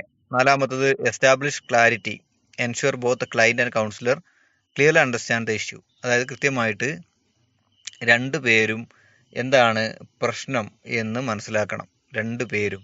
അതാണ് പ്രധാനപ്പെട്ട ഒരു കാര്യം കേട്ടോ. ഒരാൾ മാത്രം പോരാ, രണ്ടു പേരും മനസ്സിലാക്കണം. ഒരു second. Okay, then Leh the foundation of problem solving, prepare for goal setting. അതായത് മാത്രമല്ല, അത് രണ്ടുപേരും കൂടി ക്ലിയർ ആയി കാര്യങ്ങൾ മനസ്സിലാക്കിയാൽ പിന്നെ അടുത്ത സ്റ്റേജ് എന്ന് പറഞ്ഞാൽ എന്താ, പ്രോബ്ലം സോൾവ് ചെയ്യണം, അല്ലേ? അതിനുള്ള കുറച്ച് മെത്തേഡുകളും ഗോൾ സെറ്റിങ്സ് ഒക്കെ കൊടുക്കണം. അപ്പോൾ അതിലേക്ക് വേണ്ടിയിട്ട് prepare for goal setting and intervention. അപ്പോൾ ഒരു ഗോൾ സെറ്റ് ചെയ്ത് കൊടുക്കണം, അതിലേക്കുള്ള ഒരു പ്രിപ്പറേഷൻ നടത്തി കൊടുക്കുന്നതാണ് പിന്നത്തെ സ്റ്റേജ് എന്ന് പറയുന്നത്. ഓക്കെ ഓക്കെ ദെൻ നോക്കിക്കോളൂ. അപ്പോൾ ഇത്തരം കാര്യങ്ങളൊക്കെയാണ് ഇതിൻ്റെ ഒരു പ്രധാനപ്പെട്ട ലക്ഷ്യങ്ങൾ, ഒബ്ജക്റ്റീവ്സ് എന്ന് പറയുന്നത്. പ്രോബ്ലം എക്സ്പ്ലോറേഷൻ സ്റ്റേജിൻ്റെ ഒബ്ജക്റ്റീവ്സ് എന്ന് പറയുന്നത്. അപ്പോൾ നമ്മുടെ കയ്യിൽ നോട്ട് വേണം, ഡയറി വേണം, പ്രധാനപ്പെട്ട കാര്യങ്ങൾ നമ്മൾ കുറിച്ചു വെക്കണം. അത് പലപ്പോഴും ക്ലയൻറ്റിന് അലോസരം ഉണ്ടാകുന്ന രീതിയിൽ എന്ത് ചെയ്യരുത്, നമ്മൾ കുറിച്ച് വെക്കാൻ നിൽക്കരുത്. എന്താ പറഞ്ഞാൽ ഇപ്പോൾ നമ്മളിങ്ങനെ സംസാരിക്കുകയാണ്, അപ്പം പറയാണ് ഈ ക്ലയൻറ്റ് ഇങ്ങനെ കാര്യമായിട്ട് പഴയ അനുഭവങ്ങൾ ഇങ്ങനെ പറയുകയാണ്. ഇപ്പോൾ എൻ്റെ സ്കൂളിൽ പഠിച്ചിരുന്ന സമയത്ത് പിന്നെ എനിക്ക് ഇത്തരം ഒരു വിഷമകരമായ സംഭവം ഉണ്ടായിട്ടുണ്ട്, എൻ്റെ അധ്യാപകൻ്റെ ഭാഗത്തു നിന്നാണ്, പിന്നെ ഇതാണ് പേരെന്ന് പറയുമ്പോൾ അപ്പോൾ നമ്മൾ പറയും നിർത്ത് ഞാൻ ഒന്ന് എഴുതട്ടെ കേട്ടോ, കംപ്ലീറ്റ് പറയല്ലേ, ഞാനൊന്ന് എഴുതിക്കോട്ടെ, എന്തായിരുന്നു പറഞ്ഞത്, ഏത് സ്കൂളായിരുന്നു എന്നൊക്കെ പറഞ്ഞാൽ നമ്മൾ എഴുതാൻ നിന്ന് കഴിഞ്ഞാൽ അതിൻ്റെ ഫ്ലോ നഷ്ടപ്പെടും. അങ്ങനെ വരുമ്പോൾ ഇവർക്ക് മടുക്കും.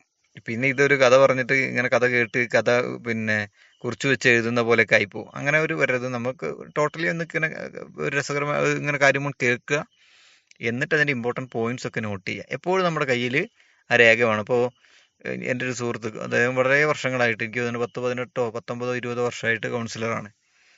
അപ്പോൾ പിന്നെ നിരന്തരം നിരവധി കൗൺസിലിങ്ങിന് നിരവധി ആളുകൾ അദ്ദേഹത്തെ കാണുന്നുണ്ട്. ഇപ്പോൾ അയാൾ ഇവിടെ അല്ല, കാനഡയിലോ മറ്റോ ആണ്.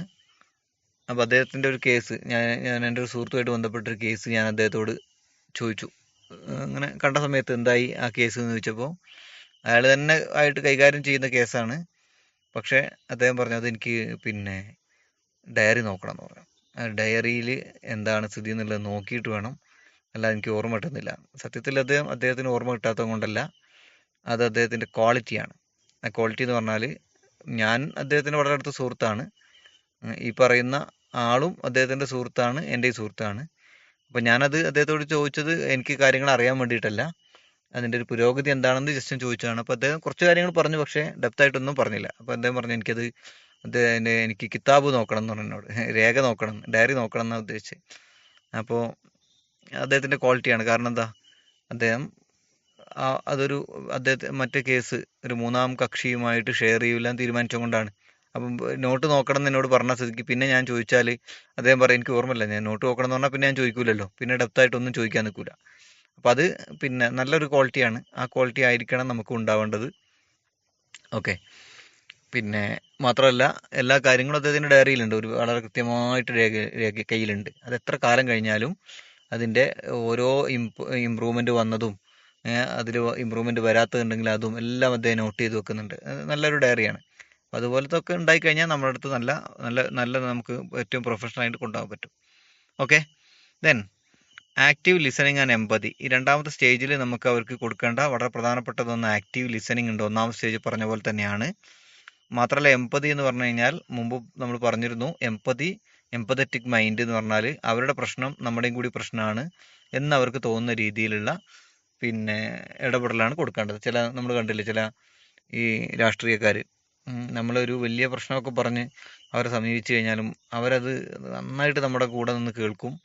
എന്നിട്ട് വളരെ കൂളായിട്ട് നമ്മുടെ തോളിൽ തട്ടിയിട്ട് പറയും, അതൊന്നും പ്രശ്നം, ഇതൊക്കെ നമ്മുടെയൊക്കെ നമ്മളൊക്കെ ബാധിക്കുന്ന വിഷയങ്ങളാണല്ലോ, ഇത്ര നമുക്ക് പരിഹരിക്കാമെന്ന് പറയും. അത് തന്നെ സത്യത്തിൽ ഒരു വലിയ ആശ്വാസമാണ്. പരിഹരിച്ചിട്ടില്ലെങ്കിലും പരിഹരിക്കാൻ സാധ്യത വളരെ കുറവായിരിക്കും. എങ്കിൽ പോലും അങ്ങനെ പറയുക എന്നുള്ളതും കൂടെ നിൽക്കുക എന്നുള്ളതും നമ്മുടെ പ്രശ്നം കേൾക്കുക എന്നുള്ളതൊക്കെ തന്നെ നമുക്കൊരു ആശ്വാസമാണ്. അപ്പം അതുകൊണ്ടാണ് വീണ്ടും വീണ്ടും എല്ലാവരും ഇങ്ങനെ എന്ത് ചെയ്യുന്നത്, പ്രശ്നം പരിഹരിച്ചിട്ടൊന്നുമല്ല ഇവരെ കാണാൻ പോകുന്നത്, അത് അവരുടെ ഭാഗത്തു നിന്ന് കിട്ടുന്ന നല്ല വാക്കുകൾ. അപ്പോൾ നല്ല വാക്ക് പറയാൻ പറ്റുക എന്ന് പറയുന്നത് ഒരു മനുഷ്യൻ്റെ ഏറ്റവും നല്ല ക്വാളിറ്റിയാണ്. നല്ല വാക്ക് പറയാം, അത് നല്ല സംസാരം, മറ്റുള്ളവർക്ക് ഇമ്പമുണ്ടാകുന്ന രീതിയിൽ സംസാരിക്കുക എന്ന് പറയുന്നത് നല്ല ക്വാളിറ്റിയാണ്. അപ്പം അത് പലർക്കും സംസാരത്തിലൂടെ വലിയ ആശ്വാസം ഉണ്ടാവും. ഓക്കെ. അപ്പോൾ എന്താ പറഞ്ഞ, active listening and empathy. Active listening is process of fully concentrating, understanding, responding two and remembering what the client is saying both verbally and non verbally. അല്ലേ, ഒരു ക്ലയൻറ്റ് പറയുന്ന കാര്യങ്ങൾ സാഗൂതം കേൾക്കുക എന്ന് പറയില്ലേ, എല്ലാം മനസ്സിലാക്കി കൃത്യമായിട്ട് കേൾക്കുക, അതിനെയാണ് ആക്റ്റീവ് ലിസണിങ് എന്ന് പറയുക. അത് ആക്റ്റീവ് ലിസണിങ് എന്ന് പറഞ്ഞു കഴിഞ്ഞാൽ നല്ല കമ്മ്യൂണിക്കേഷൻ അങ്ങോട്ടും ഇങ്ങോട്ടും ഉണ്ടാവണം. അവർ പറയുന്നത് അവരെ മനസ്സിൽ ഉദ്ദേശിക്കുന്നത് പോലും മനസ്സിലാക്കാൻ പറ്റുന്ന രീതിയിലുള്ള ഒരു ശ്രദ്ധ നമ്മൾ കൊടുത്താൽ വളരെ നല്ലതാണ്. മാത്രമല്ല പറഞ്ഞ കാര്യങ്ങൾ നമുക്ക് ഓർമ്മയും വേണം, അത്യാവശ്യം കാര്യങ്ങൾ. അത് നമുക്ക് നമ്മൾ മറ്റെന്തെങ്കിലും മൈൻഡിൽ ശ്രദ്ധയോടുകൂടി കേൾക്കുകയാണെങ്കിൽ അവർ പറയുന്ന വളരെ പ്രധാനപ്പെട്ട പോയിന്റ് പറഞ്ഞിട്ടുണ്ടാവും. ആ പറയുന്നത് നമ്മളിങ്ങനെ കേട്ടു കൊടുക്കുന്നുണ്ടാവും, പക്ഷെ നമ്മുടെ മൈൻഡ് വേറെ എവിടെയെങ്കിലും ആണെങ്കിൽ അതെന്താവും, പിന്നെ ചിലപ്പോൾ അവർ അതിൻ്റെ കണ്ടിന്യൂവേഷൻ ആയിരിക്കും പറയുക. അല്ലെ, ഞാൻ നേരത്തെ പറഞ്ഞില്ലേ സാറേ, അതിൻ്റെ അന്ന് സംഭവിച്ചില്ലേ അത് എന്നൊക്കെ പറയുമ്പോൾ അപ്പോൾ എന്തേന്നു ആ സംഭവിച്ചതെന്ന് ചോദിച്ചു കഴിഞ്ഞാൽ അയാൾ മനസ്സിലാക്കും ഇയാൾ വെറുതെ വന്നിരിക്കുകയാണ് മുമ്പിൽ, ഞാനിങ്ങനെ വെറുതെ സംസാരിക്കുന്നു എന്നുള്ളത്. ഓക്കെ. അപ്പോൾ നല്ല active listening and empathetic mind ആയിരിക്കണം. 2, ആസ്കിങ് ഓപ്പൺ എൻഡഡ് ക്വസ്റ്റ്യൻസ്. ചോദിക്കുമ്പോൾ പരമാവധി ഓപ്പൺ എൻഡഡ് ക്വസ്റ്റ്യൻസ് ചോദിക്കുക. എന്താ ഓപ്പൺ എൻഡഡ് ക്വസ്റ്റ്യൻസ് എന്ന് പറഞ്ഞാൽ? ഞാൻ ഇവിടെ ടെക്സ്റ്റ് കാണിക്കുന്നുണ്ട്, പറഞ്ഞാൽ മതി വായിച്ചിട്ട്.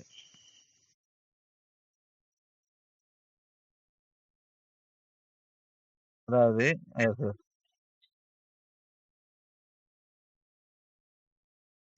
ഓക്കെ, ഇനിയുണ്ട് മറുപടി.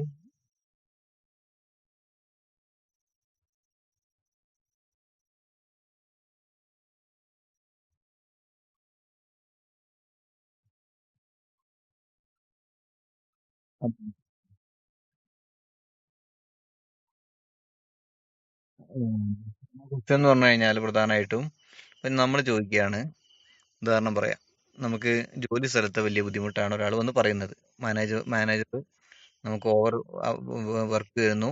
ഒരു 9 മണി മുതൽ വൈകുന്നേരം 5 മണി വരെയാണ് നമ്മുടെ ഡ്യൂട്ടി ടൈം. എങ്കിൽ പോലും ആ മൈക്ക് മ്യൂട്ട് ചെയ്യാനുള്ളവരൊന്ന് മ്യൂട്ട് ചെയ്യണേ. എങ്കിൽ പോലും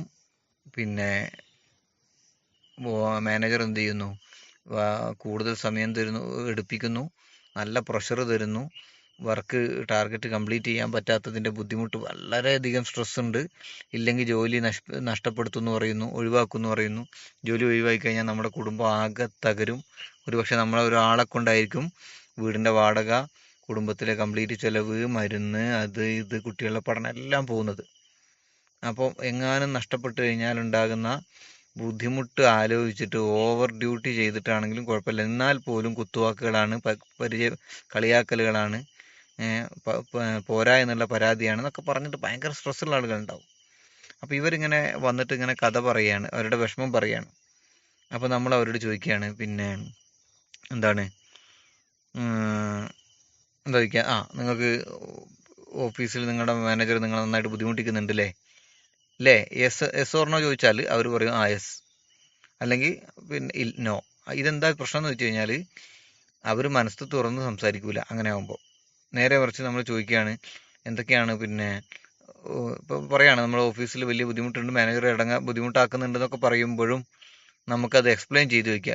അങ്ങനെയാണെങ്കിൽ മാനേജർ ഏത് രീതിയിലുള്ള സമീപനമാണ് നിങ്ങളോട് സ്വീകരിക്കുന്നത് എന്ന് ചോദിച്ചാൽ, നേരെ മറിച്ച് നിങ്ങളോട് മാനേജർ വളരെ റൂഡായ ഒരു സമീപനമാണല്ലേ സ്വീകരിക്കുന്നതും ചോദിക്കുന്നതും ഏത് തരത്തിലുള്ള സമീപനമാണ് മാനേജർ സ്വീകരിക്കുന്നത് എന്ന് ചോദിക്കുന്നതും തമ്മിൽ വ്യത്യാസമുണ്ട്.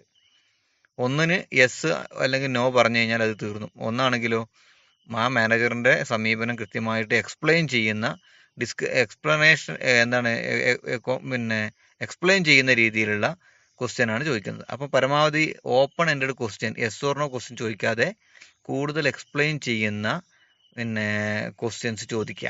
അതാവുമ്പോൾ ഒരുപാട് കാര്യങ്ങൾ പറയും. You are feeling very stress because of your office head, right? അല്ലേ? ചോദിക്കുകയാണെന്ത്, നിങ്ങളുടെ ഓഫീസിന്റെ ഹെഡ് അയാളുടെ കാരണം കൊണ്ട് നിങ്ങൾ വളരെ വലിയ സ്ട്രെസ് അനുഭവിക്കുന്നുണ്ടല്ലേ എന്ന് ചോദിച്ചു കഴിഞ്ഞാൽ അവർ പറയും അതെ അനുഭവിക്കുന്നുണ്ട്. നേരെ മറിച്ച് ചോദിക്കേണ്ടത്, what do you think is causing your stress in office? നിങ്ങളുടെ ഓഫീസിൽ നിങ്ങൾക്ക് അനുഭവിക്കുന്ന ഈ ഒരു വലിയ സ്ട്രെസ് എന്തായിരിക്കും അതിന്റെ കാരണം എന്ന് ചോദിച്ചു കഴിഞ്ഞാൽ പിന്നെ അവിടെ എസ് ഓർ നോ അല്ല, പകരം എന്ത് ചെയ്യുന്നു, അവർ പരമാവധി കൂടുതൽ പറയുകയാണ് ചെയ്യുക. Okay, then close and questions. This can be answered with yes or no or short phrases, അല്ലേ? ഓക്കെ, അപ്പോൾ പരമാവധി എന്ത് ചെയ്യുക, ഓപ്പൺ എൻഡഡ് ക്വസ്റ്റ്യൻസ് ചോദിക്കുക, എസ് ഓർ നോ ചോദിക്കാതെ. എസ് ഓർ നോ ചോദിക്കുക എന്ന് പറഞ്ഞാൽ എന്താ അർത്ഥം? അതായത് ഒരു എൻഡ് ക്ലോസ് ചെയ്യുന്ന ചോദ്യങ്ങൾ ചോദിക്കുക എന്നുള്ളതാണ്. അത് ചോദിക്കാതെ പരമാവധി എന്ത് ചെയ്യുക, ഓപ്പൺ എൻഡഡ് ക്വസ്റ്റ്യൻസ് ചോദിച്ച് പരമാവധി അവരുടെ വിശദീകരണം വാങ്ങുക. ആ വിശദീകരണം വാങ്ങുന്ന സമയത്ത് നമ്മൾ ചോദിക്കുന്നതിനേക്കാൾ കൂടുതൽ ഉത്തരങ്ങൾ ഒരുപക്ഷെ അവരുടെ സംസാരത്തിൽ നിന്ന് കിട്ടും. അപ്പോൾ നമുക്ക് പ്രധാനപ്പെട്ട സ്ട്രൈക്ക് ചെയ്ത കാര്യങ്ങൾ നോട്ട് ചെയ്യാം. Okay, then clarifying and summarizing the issue. Before moving forward, the counselor must ensure a shared understanding of problem with the client. അപ്പോൾ നമുക്ക് ഇത്തരം കാര്യങ്ങളൊക്കെ മനസ്സിലായി. ഇനി അങ്ങനെയാണെങ്കിൽ ജസ്റ്റ് കാര്യങ്ങളൊക്കെ രണ്ടു കൂട്ടർക്കും ഏകദേശം മനസ്സിലായി. ക്ലയന്റിനെ ഫുള്ള് മനസ്സിലായിക്കൊള്ളണമെന്നില്ല, പക്ഷേ ഈ ഒരു സ്റ്റേജ് കംപ്ലീറ്റ് ചെയ്യലോടുകൂടി ക്ലയന്റിനെ കൂടി ബോധ്യപ്പെടുത്തി കൊടുക്കണം. Okay, the problem exploration stage. Speed കൂടുന്നുണ്ടോ? Okay, the problem exploration stage is the heart of counselling. ഒരു കൗൺസിലിംഗിന്റെ ഹൃദയം എന്ന് വേണമെങ്കിൽ നമുക്ക് ഇതിനെ പറയാം. It requires active listening, open end questioning and deep reflection of fully understand the client struggle. അല്ലെ, ഒരു ക്ലയന്റിന്റെ മനസ്സിലെ കംപ്ലീറ്റ് പ്രശ്നങ്ങൾ ഫുള്ളി അണ്ടർസ്റ്റാൻഡ്, കൃത്യമായിട്ട് മനസ്സിലാക്കണം. ഓപ്പൺ എൻഡ് ക്വസ്റ്റ്യൻസ് ചോദിക്കണം, ആക്റ്റീവ് ലിസണിങ് ആയിരിക്കണം, ഡീപ്പ് റിഫ്ലക്ഷൻ ആയിരിക്കണം ടു ഫുള്ളി അണ്ടർസ്റ്റാൻഡ്. കേട്ടോ, എ വെൽ എക്സ്പ്ലോർഡ് പ്രോബ്ലം, ഇത് ഫുൾ എഴുതണ്ടേ, ജസ്റ്റ് ഒന്ന് വായിക്കുക എന്നുള്ളതേ ഉള്ളൂ. A well explored problem lays the groundwork for meaningful solution and personal growth. Okay, അപ്പോൾ ഒരു വെൽ എക്സ്പ്ലോർഡ് പ്രോബ്ലം, അതായത് വളരെ വിശദീകരിച്ച് നമുക്ക് മനസ്സിലാകേണ്ട അങ്ങനെ ഒരു പ്രശ്നം വരുന്നത് അതിന്റെ it lays the groundwork for meaning solution and personal growth. അത് ഏറ്റവും മീനിങ് ആയ രീതിയിൽ അതിനൊരു നല്ല സൊല്യൂഷൻ കൊടുക്കാൻ പറ്റുന്ന രീതിയിൽ അതിന്റെ ഗ്രൗണ്ട് വർക്കിൽ അത് അതിനെ ഡിപ്പെൻഡ് ചെയ്തുകൊണ്ടിരിക്കും. ഒക്കെ എന്ന് പറഞ്ഞാൽ അത്രയും ഡെപ്ത് ആയിട്ട് പോകേണ്ട കാര്യങ്ങളായിരിക്കും. അപ്പോൾ ഈ ഒരു സ്റ്റേജ് കംപ്ലീറ്റ് ചെയ്യലോട് കൂടിയിട്ട് തന്നെ by the end of the stage the counsellor and client should have, രണ്ടുപേർക്കും മനസ്സിലാവേണ്ട ഒരു കാര്യമുണ്ട്. ഈ ഒരു സ്റ്റേജ് കഴിയലോട് കൂടിയിട്ട് തന്നെ രണ്ടുപേർക്കും ഉണ്ടാവേണ്ട ഒരു ധാരണ, അല്ലെങ്കിൽ രണ്ടുപേർക്കും ഉണ്ടാകേണ്ട ഒരു അണ്ടർസ്റ്റാൻഡിങ്. എന്താ understanding? A clear understanding of the issue and it's impact. അതാണ് വളരെ പ്രധാനപ്പെട്ടത്. എന്താണ് ഇഷ്യൂ, എന്താണ് അതിന്റെ പിന്നെ അതിന്റെ ഇമ്പാക്റ്റ്. അപ്പം ഞാനിതിങ്ങനെ വീണ്ടും വീണ്ടും മനസ്സിൽ തന്നെ വെച്ച് നടന്നു കഴിഞ്ഞാൽ എനിക്ക് എന്തൊക്കെയാണ് സംഭവിക്കാൻ സാധ്യത, എൻ്റെ ജീവിതത്തിൽ എത്രത്തോളം ഇത് ഇമ്പാക്റ്റ് ചെയ്യും, ഇതൊന്ന് മനസ്സിലാക്കാം. A clear understanding of the issues and it's impact. കേട്ടോ, പ്രശ്നം എന്താണെന്ന് ക്ലിയർ ആയിട്ട് മനസ്സിലാക്കുക. അതോടൊപ്പം തന്നെ അതിൻ്റെ ഇമ്പാക്റ്റ് എന്തൊക്കെയാണ്, അതിൻ്റെ പ്രത്യാഘാതം എന്താണ്, ഇമ്പാക്റ്റ് എന്ന് പറഞ്ഞാൽ സ്വാധീനം, പിന്നീട് സംഭവിക്കാൻ സാധ്യതയുള്ളത്, അല്ലെങ്കിൽ അതിൻ്റെ പിന്നെ അതുമായിട്ട് ബന്ധപ്പെട്ട് സംഭവിച്ചുകൊണ്ടിരിക്കുന്നത്, ഇതൊക്കെ എന്താണെന്ന് മനസ്സിലാക്കുക. Okay, then identified patterns, triggers and emotional responses എന്ന് പറഞ്ഞാൽ കൃത്യമായിട്ട് അതിന്റെ പാറ്റേൺ, അതിന് പിന്നീട് ഈ പ്രശ്നത്തിലേക്ക് വീണ്ടും വീണ്ടും പിന്നെ ട്രിഗർ ചെയ്യുന്ന സംഭവങ്ങൾ, അതിന്റെ ഇമോഷണൽ റെസ്പോൺസിലെ ഒരു വൈകാരികമായ റെസ്പോൺസ് എന്തൊക്കെയാണ്, ഇതൊക്കെ ഒന്ന് മനസ്സിലാക്കാം. പിന്നെ explore thoughts, behaviour and coping mechanism, മാത്രമല്ല അതിന്റെ പിന്നെ ചിന്തകൾ എത്രത്തോളം ഉണ്ടെന്ന് എക്സ്പ്ലോർ ചെയ്യാം, ബിഹേവിയർ, മാത്രമല്ല കോപ്പിംഗ് മെക്കാനിസം, ഇത് പിന്നെ ഇതുമായിട്ട് താതാത്മ്യം ചെയ്തു പോകുന്ന എന്തൊക്കെ കാര്യങ്ങളുണ്ട്, ഇതൊക്കെ ഒന്ന് മനസ്സിലാക്കാം. പിന്നെ establish trust and openness for the next steps, അതായത് അടുത്ത സ്റ്റെപ്പിലേക്കുള്ള ഒരു ഒരു ഒരു ഒരു തുറക്കൽ, അല്ലെ, ഒരു മനസ്സ് തുറക്കൽ, അതിലേക്ക് ഈ ഒരു സ്റ്റെപ്പോടുകൂടി എത്തണം. ഓക്കെ, അപ്പം നല്ലൊരു വിശ്വാസം ഉണ്ടാക്കിയെടുക്കണം, എന്നാൽ മാത്രമേ ഒരു പുതിയ അടുത്തയിലേക്ക് ആള് വരുള്ളൂ. ഓക്കെ, അപ്പോൾ എന്താ പറഞ്ഞത്, this lead to effective goal settings and problem solving strategies in the next stage of counseling. അപ്പോൾ ഏറ്റവും നല്ല രീതിയിൽ ഒരു ഗോൾ സെറ്റിങ്സും അതൊക്കെ അത് കഴിഞ്ഞാൽ പിന്നെ പ്രോബ്ലം സോൾവിങ് സ്റ്റേജിലേക്ക് എത്താനുള്ള ഏറ്റവും പ്രധാനപ്പെട്ട ഒരു സ്റ്റേജാണ് സെക്കൻഡ് സ്റ്റേജായ പ്രോബ്ലം എക്സ്പ്ലോറേഷൻ സ്റ്റേജ്. ഓക്കെ, ഇത് നമ്മൾ എത്രത്തോളം മനോഹരമായിട്ട് കൈകാര്യം ചെയ്യുന്നു അതിനനുസരിച്ച് പിന്നീട് അങ്ങോട്ടുള്ള ഓരോ സ്റ്റേജും എളുപ്പമായിട്ട് മാറും. ക്ലിയർ? ഓക്കെ, 46 അല്ലേ? ഓക്കെ, അപ്പോൾ നമ്മളിതാ 2 സ്റ്റെപ്പ് കംപ്ലീറ്റ് ചെയ്തു. ഇനി വലിയ കൗൺസിലിംഗ് ഇനി ഇങ്ങനെ അവർക്ക് നമ്മൾ എന്ത് ചെയ്യാണ്, ഗോൾ സെറ്റ് ചെയ്ത് കൊടുക്കുകയാണ്. അപ്പോൾ ഞാൻ നേരത്തെ പറഞ്ഞ പോലെ തന്നെ പിന്നെ കൗൺസിലിങ്ങിന് വരുന്ന വ്യക്തി അയാളുടെ മനസ്സ് നിറയെ ആശങ്കകളായിരിക്കും. ചിലപ്പോൾ ഈ ഒരു സിറ്റിങ്ങുകളിലൂടെ തന്നെ പൂർണ്ണമായിട്ടും മാറ്റിയെടുക്കാനും പറ്റും. ചിലപ്പോൾ അവർക്ക് ആക്ടിവിറ്റീസ് കൊടുക്കേണ്ടി വരും. 2 3 4 ആഴ്ച ആക്ടിവിറ്റി കൊടുക്കേണ്ടി വരും. അതിൽ കൃത്യമായിട്ട് മോണിറ്ററിങ് ചെയ്യേണ്ടി വരും. അതിൽ എന്തെങ്കിലും മിസ്റ്റേക്കുകൾ ഉണ്ടെങ്കിൽ കൃത്യമായിട്ട് മനസ്സിലാക്കേണ്ടി വരും. ഇതൊക്കെ പ്രോസസ്സാണ്, വലിയ പ്രോസസ്സാണ്. ഓക്കെ, അങ്ങനെ വലിയൊരു പ്രോസസ്സ് സമയമൊക്കെ എടുത്ത് ചെയ്തു കഴിഞ്ഞാൽ അവരുടെ ജീവിതത്തിൽ ഉണ്ടാകുന്ന ഒരു 2ാം ജന്മം എന്ന് വേണമെങ്കിൽ പറയാം. കാരണം ഇപ്പോൾ ശരിക്കും ഈ സൂയിസൈഡ് ടെൻഡൻസി പെൺകുട്ടികളിൽ അല്ലെങ്കിൽ ചെറിയ പ്രായത്തിലുള്ളവർക്ക് കൂടി വരുന്നുണ്ട്. എന്തുകൊണ്ടാണെന്ന് വെച്ച് കഴിഞ്ഞാൽ പ്രോബ്ലം ഹാൻഡിൽ ചെയ്യാൻ പറ്റാത്തത് കൊണ്ടാണ്. ഇന്നും ഞാൻ അങ്ങനത്തെ ഒരു റിപ്പോർട്ട് കണ്ടു. ഓക്കെ, ഇന്നലെയും അതുമായിട്ട് ബന്ധപ്പെട്ടൊരു റിപ്പോർട്ട് കണ്ടു. അത് പിന്നെ സൂയിസൈഡ് അല്ല, കാമുകൻ കൊന്ന ഒരു കേസുമായിട്ട് ബന്ധപ്പെട്ട്. അതായത് മൈൻഡ് ഓരോ രീതിയിലും പല മനുഷ്യരുടെയും മൈൻഡ് സ്ട്രെസ്ഫുള്ളാണ്, ഭയങ്കര സ്ട്രെസ്ഡ് ആണ്, പിന്നെ ഫുൾ പ്രശ്നങ്ങളാണ്. അപ്പോൾ ഈ പ്രശ്നങ്ങളെ നമ്മളിങ്ങനെ വൃത്തിയിൽ മനസ്സിലാക്കി അഡ്രസ്സ് ചെയ്ത് കൊടുക്കാൻ പറ്റണം. എല്ലാം നമുക്ക് പരിഹരിച്ച് അവരെ പെർഫെക്റ്റ് ആയിട്ട് കൊടുക്കാൻ പറ്റുമെന്നൊന്നും നമ്മൾ തുടക്കത്തിൽ പ്രതീക്ഷിക്കരുത്. ഇതിന് സമയമെടുക്കും. സമയം ഒരു പക്ഷേ നമ്മൾ വിചാരിച്ചതിനേക്കാൾ സമയമെടുക്കും. ചിലപ്പം പുറത്ത് വെയിറ്റ് ചെയ്യുന്ന അടുത്ത ടീം ഉണ്ടാവും. അവർ ചിലപ്പം വെയിറ്റ് ചെയ്ത് അന്ന് കാണാൻ കഴിയാതെ തിരിച്ചു പോയിട്ടുണ്ടാവും. നമുക്കൊരു കസ്റ്റമർ ചിലപ്പോൾ നഷ്ടപ്പെട്ടിട്ടുണ്ടാവും. ഇതൊക്കെ സംഭവിക്കാം. ഓക്കെ, പക്ഷെ എപ്പോഴും നമ്മൾ ഏറ്റെടുക്കുന്ന കാര്യങ്ങൾ കൃത്യമായിട്ട് എന്ത് ചെയ്യാം, പിന്നെ പഠിച്ച് അതിൻ്റെ സൊല്യൂഷൻ കണ്ടെത്തി കൊടുക്കണം. ഓക്കെ, അപ്പോൾ this lead to effective goal settings and problem solving. അപ്പോൾ ഈ ഒരു സ്റ്റേജ് കഴിഞ്ഞാൽ പിന്നെ ഇഫക്റ്റീവ് ഗോൾ സെറ്റിങ്സിലേക്കും പിന്നെ പ്രോബ്ലം സോൾവ് ചെയ്യുന്ന ഒരു ഗോൾ സെറ്റ് ചെയ്ത് കൊടുത്തു കഴിഞ്ഞാൽ പിന്നെ അത് കഴിഞ്ഞാലുള്ള അടുത്ത സ്റ്റേജ് എന്ന് പറഞ്ഞാൽ എന്താണ്, ഈ സെറ്റ് ചെയ്ത് കൊടുത്തത് ആക്ടിവിറ്റി ഓറിയന്റഡ് ആക്കുക. ഓക്കെ, അത് അവർ ചെയ്യുന്നുണ്ടോ എന്നുള്ള കൃത്യമായിട്ട് വിലയിരുത്തുക. അതിലിനി ചെയ്യുന്നുണ്ടെങ്കിൽ എന്തെങ്കിലും പ്രശ്നങ്ങളുണ്ടെങ്കിൽ എന്താണ് പ്രശ്നത്തിന്റെ റൂട്ട്, പിന്നെ പ്രശ്നം ചെയ്യുന്നതിൽ എന്താണ് പ്രശ്നം. ചിലപ്പോൾ സമയത്തിന്റെ പ്രശ്നമായിരിക്കും. ഓക്കെ, ചിലപ്പം പിന്നെ നമ്മൾ കൊടുക്കുന്ന ആക്ടിവിറ്റിന്റെ എന്താണ് ലെങ്തോ അല്ലെങ്കിൽ ദൈർഘ്യം വെച്ചിട്ടായിരിക്കും. അപ്പം എന്തായാലും ചെയ്ത് കൊടുക്കുന്ന കാര്യങ്ങൾ വിലയിരുത്താനും കാര്യങ്ങൾക്കൊക്കെ അടുത്തൊരു സ്റ്റേജിലേക്ക് പോവാൻ ഈ സെക്കൻഡ് സ്റ്റേജ് വളരെ ഇമ്പോർട്ടൻ്റ് ആണ്. ക്ലിയർ?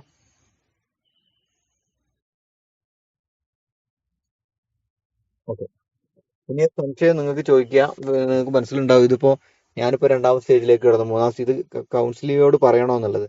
പറയാതിരിക്കാനാണ് ഏറ്റവും നല്ലത്. പറഞ്ഞെന്ന് വെച്ചിട്ട് കുഴപ്പമൊന്നുമില്ല. കൗൺസിലിംഗ് ഒരു അവബോധം കൊടുക്കാം. അത്യാവശ്യം നിങ്ങൾ എന്ത് ചെയ്തിട്ടുണ്ട്, 1 2 സ്റ്റേജ് നമുക്ക് ക്ലിയർ ചെയ്തിട്ടുണ്ട്, ഇനി 3ാമത്തേലേക്ക് വരാം എന്ന് അവബോധം കൊടുക്കുന്നതിന് കുഴപ്പമൊന്നുമില്ല. പക്ഷെ കൃത്യമായിട്ട് ഓരോ സ്റ്റേജും ഓരോന്നോരോന്നും ഇങ്ങനെ പറഞ്ഞു കൊടുക്കണമെന്നൊന്നുമില്ല. കൊടുത്തതെന്ന് വെച്ചിട്ട് കുഴപ്പമില്ല. ഓക്കെ, നമുക്കതൊരു ധാരണ ഉണ്ടായാൽ വളരെ നല്ലതാണ്. ഇല്ലെങ്കിൽ എന്താ അറിയോ, നമ്മളിങ്ങനെ പിന്നെ എവിടെ തുടങ്ങണം അല്ലെങ്കിൽ എവിടെ ക്ലോസ് ചെയ്യണം, എങ്ങനെ അടുത്തത് തീരുമാനിക്കണം എന്നുള്ളത് മനസ്സിലാവില്ല. ഇത് കൃത്യമായിട്ട് ഈ റൂട്ട് വെച്ച് ഇപ്പം കഴിഞ്ഞ ക്ലാസ്സിന് ആരോണ് പറഞ്ഞല്ലോ, ആരോൺ അറ്റൻഡ് ചെയ്ത കൗൺസിലിങ്ങിൽ പിന്നെ ആദ്യത്തെ കുറേ സെഷൻ കഴിഞ്ഞിട്ടാണ് അവർ കണ്ടന്റിലേക്ക് വന്നത്. ആ കണ്ടന്റിലേക്ക് വന്നതെന്ന് പറഞ്ഞാൽ എന്തായിരിക്കും, ഈ പ്രോബ്ലം എക്സ്പ്ലോറേഷൻ സ്റ്റേജിലേക്ക് വന്നതായിരിക്കും. ഓക്കെ, അപ്പോൾ ആദ്യത്തെ കുറേ സിറ്റിങ്ങുകൾ എന്താ പ്രശ്നം, 2 പേരെ പരസ്പരം മനസ്സ് ഉറപ്പിക്കുന്ന സിറ്റിംഗ് ആണ്. ഓക്കെ, 2 പേരും കാര്യങ്ങൾ തുറന്ന് സംസാരിക്കാൻ ചിലപ്പോൾ സമയമാവില്ല, അല്ലെങ്കിൽ കുറേ സമയം എടുക്കും. ചിലപ്പോൾ ഒന്ന് മൈൻഡ് പാകപ്പെട്ട് വരാൻ സമയം എടുക്കും.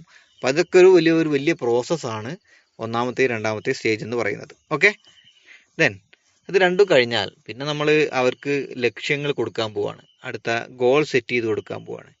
3ാമത്തെ സ്റ്റേജ് എന്ന് പറഞ്ഞു കഴിഞ്ഞാൽ ഗോൾ സെറ്റിംഗ് സ്റ്റേജ് ആണ്. ഓക്കെ,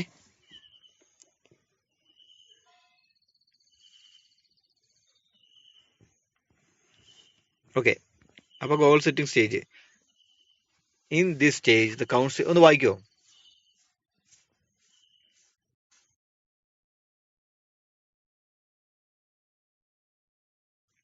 ആ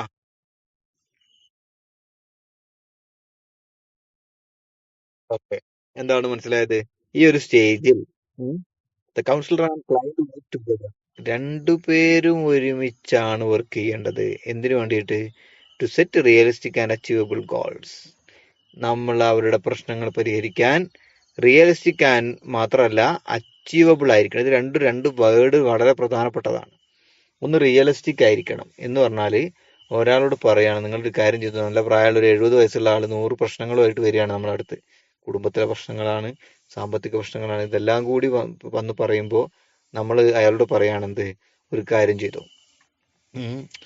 ഒരു ദിവസം ഒരു 5 കിലോമീറ്റർ വൺ സൈഡ്, ഒരു 5 കിലോമീറ്റർ തിരിച്ചു ഓടിക്കും, 10 കിലോമീറ്റർ ഡെയിലി എന്ത് ചെയ്തു, ഒന്ന് റൺ ചെയ്തോ എന്ന് പറഞ്ഞാൽ ഈ 70 വയസ്സിന് ശേഷമുള്ള ആൾക്ക് അല്ലെങ്കിൽ 65 വയസ്സിന് ശേഷമുള്ള ആൾക്ക് ഡെയിലി 10 കിലോമീറ്റർ ഓടൽ ഒരു പക്ഷേ പ്രായോഗികമായിരിക്കണമെന്നില്ല. ഓക്കെ, അപ്പോൾ അതുകൊണ്ടാണ് ഇത് റിയലിസ്റ്റിക് ആൻഡ് അച്ചീവബിൾ എന്ന് പറയുന്നത്. ചെയ്യാൻ പറ്റുന്ന കാര്യങ്ങൾ മാത്രം കൊടുത്താൽ മതി. എന്നാൽ മാത്രമേ ചെയ്യാൻ പറ്റുന്ന കാര്യങ്ങൾ കൊടുത്താൽ മാത്രമേ അതിൻ്റെ ഓരോ ഘട്ടത്തിലും എത്രത്തോളം റിസൾട്ട് ഉണ്ട് എന്നുള്ളത് നമുക്ക് വിലയിരുത്താൻ പറ്റുള്ളൂ. ഓക്കെ, അതല്ലാതെ വന്നു കഴിഞ്ഞാലോ ഒരാൾക്ക് ചെയ്യാൻ പറ്റുന്നതിന് അപ്പുറത്തുള്ള കാര്യങ്ങളാണ്. രാവിലെ ചിലപ്പോൾ നേരത്തെ 4 മണിക്ക് എണീച്ച് മെഡിറ്റേഷനൊക്കെ ചെയ്യാൻ പറയും. അത് പറ്റുന്നവർക്കത് പറ്റും, പറ്റാത്തവർക്ക് ബുദ്ധിമുട്ട് തന്നെ ആയിരിക്കും.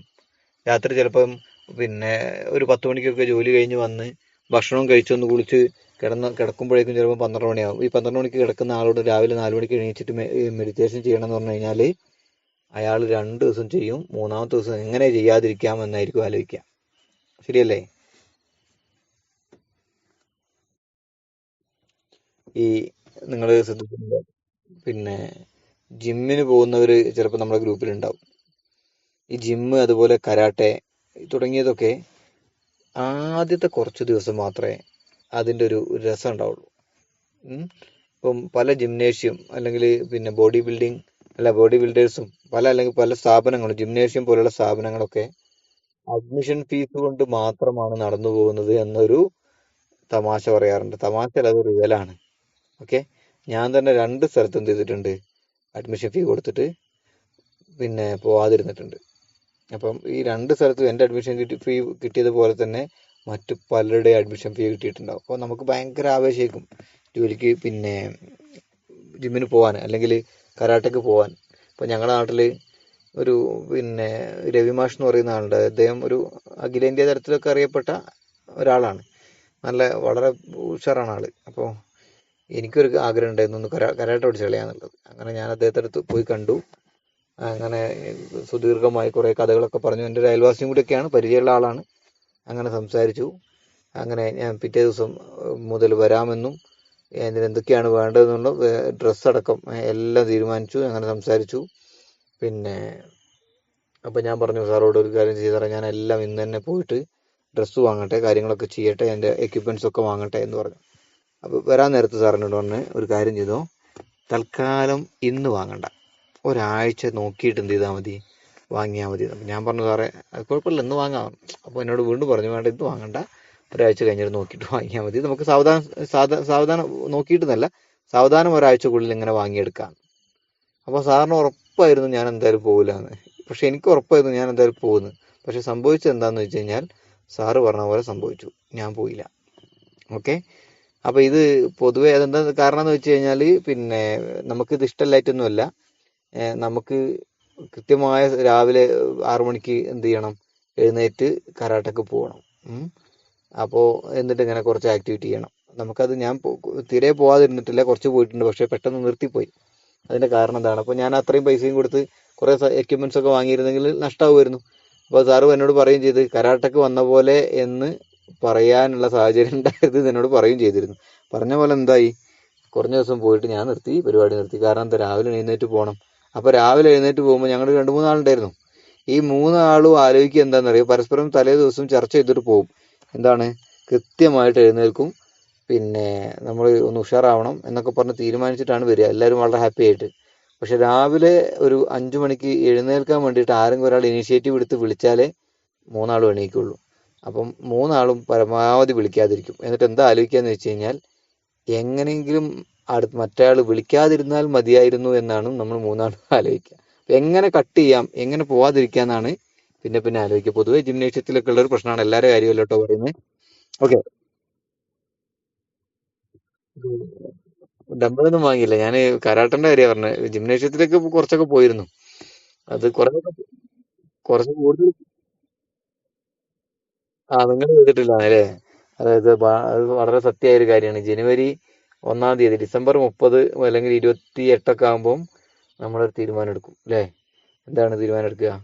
ജനുവരി 1 എൻ്റെ ജീവിതത്തിന് എന്താണ് എൻ്റെ ജീവിതം ജനുവരി 1-ാം തീയതി മുതൽ മാറി മറയാൻ പോവാണ് അല്ലേ? ഞാനൊരു പുതിയ മനുഷ്യനാകാൻ പോവാണ്. ഞാനൊരു സക്സസ്ഫുൾ പേഴ്സൺ ആകാൻ പോവാണ്. നമ്മൾ ഭയങ്കര സംഭവമാകാൻ പോവാണ്. ജനുവരി 1-ാം തീയതി നമ്മൾ എന്ത് ചെയ്യും? തീരുമാനിക്കും, നാളെ മുതൽ ഞാൻ നന്നാവും. അങ്ങനെ ജനുവരി 1-ാം തീയതി എന്തൊക്കെയാണ് തീരുമാനിക്കുക എന്ന് വെച്ച് കഴിഞ്ഞാൽ, ഡെയിലി ഒരു അരമണിക്കൂറെങ്കിലും എക്സസൈസ് ചെയ്യും. ഒരു 15 മിനിറ്റ് മെഡിറ്റേഷൻ കാര്യങ്ങളൊക്കെ ചെയ്യും. അങ്ങനെ ഒരു മണിക്കൂർ എഴുന്നേറ്റ് കഴിഞ്ഞാൽ ആദ്യത്തെ ഒരു മണിക്കൂർ ഫുൾ എന്താണ്? ഇത്തരം നമ്മുടെ ആക്ടിവിറ്റി, ഇത്തരം പ്രോഗ്രാമുകളാണ്, പ്രോസസ്സുകളാണ്. വേണമെങ്കിൽ കുറച്ച് നടക്കും. ഇതൊക്കെ ഒരു 2 കിലോമീറ്റർ 4 കിലോമീറ്റർ 2 കിലോമീറ്റർ അങ്ങോട്ടും 2 കിലോമീറ്റർ ഇങ്ങോട്ടും നടക്കും. ഇതൊക്കെ തീരുമാനിച്ചിട്ടാണ് എന്ത് ചെയ്യുക? ഡിസംബർ 31 നമ്മൾ കിടക്കുക. ജനുവരി 1-ാം തീയതി അലാറൊക്കെ വെക്കും നേരത്തെ. പക്ഷേ സാധാരണ പോലെ തന്നെ എന്ത് ചെയ്യും? എല്ലാ ദിവസവും എഴുന്നേൽക്കുന്ന പോലെ തന്നെ ആയിരിക്കും അന്ന് എഴുന്നേൽക്കുക. ഒന്നും നടക്കൂല. അപ്പം നമ്മൾ വിചാരിക്കും, നാളെ എന്തായാലും തുടങ്ങാം. നാളെ അതേ അവസ്ഥ. അങ്ങനെ ജനുവരി 1 ഡിസംബർ 31 കഴിഞ്ഞു പോയിട്ടുണ്ട്. എല്ലാവരും കാര്യമല്ല കേട്ടോ ഞാൻ പറയുന്നത്. എല്ലാത്തിലും എക്സെപ്ഷൻസ് ഉണ്ട്. കൃത്യമായിട്ട് ചെയ്യുന്ന ആളുകളൊക്കെ ഉണ്ട് ഇഷ്ടം പോലെ. ചില കാര്യങ്ങളൊക്കെ അപ്പോൾ ഞാൻ പറഞ്ഞു വന്നത് മൊത്തത്തിൽ പറഞ്ഞതാണ്. അപ്പോൾ നമുക്ക് കൊടുക്കാൻ പറ്റുന്ന കാര്യങ്ങൾ ഗോൾ സെറ്റ് ചെയ്ത് കൊടുക്കുമ്പോൾ, in this stage the counsellor and client work together to set realistic and achievable goals for the counselling process. അതായത് വളരെ അച്ചീവബിൾ ആണ്, റിയലിസ്റ്റിക് ആയ ഗോൾസ് മാത്രം എന്ത് ചെയ്താൽ മതി? കൊടുത്താൽ മതി. ഓക്കെ, വെറുതെ മോഹിപ്പിച്ച് കൊടുക്കരുത്.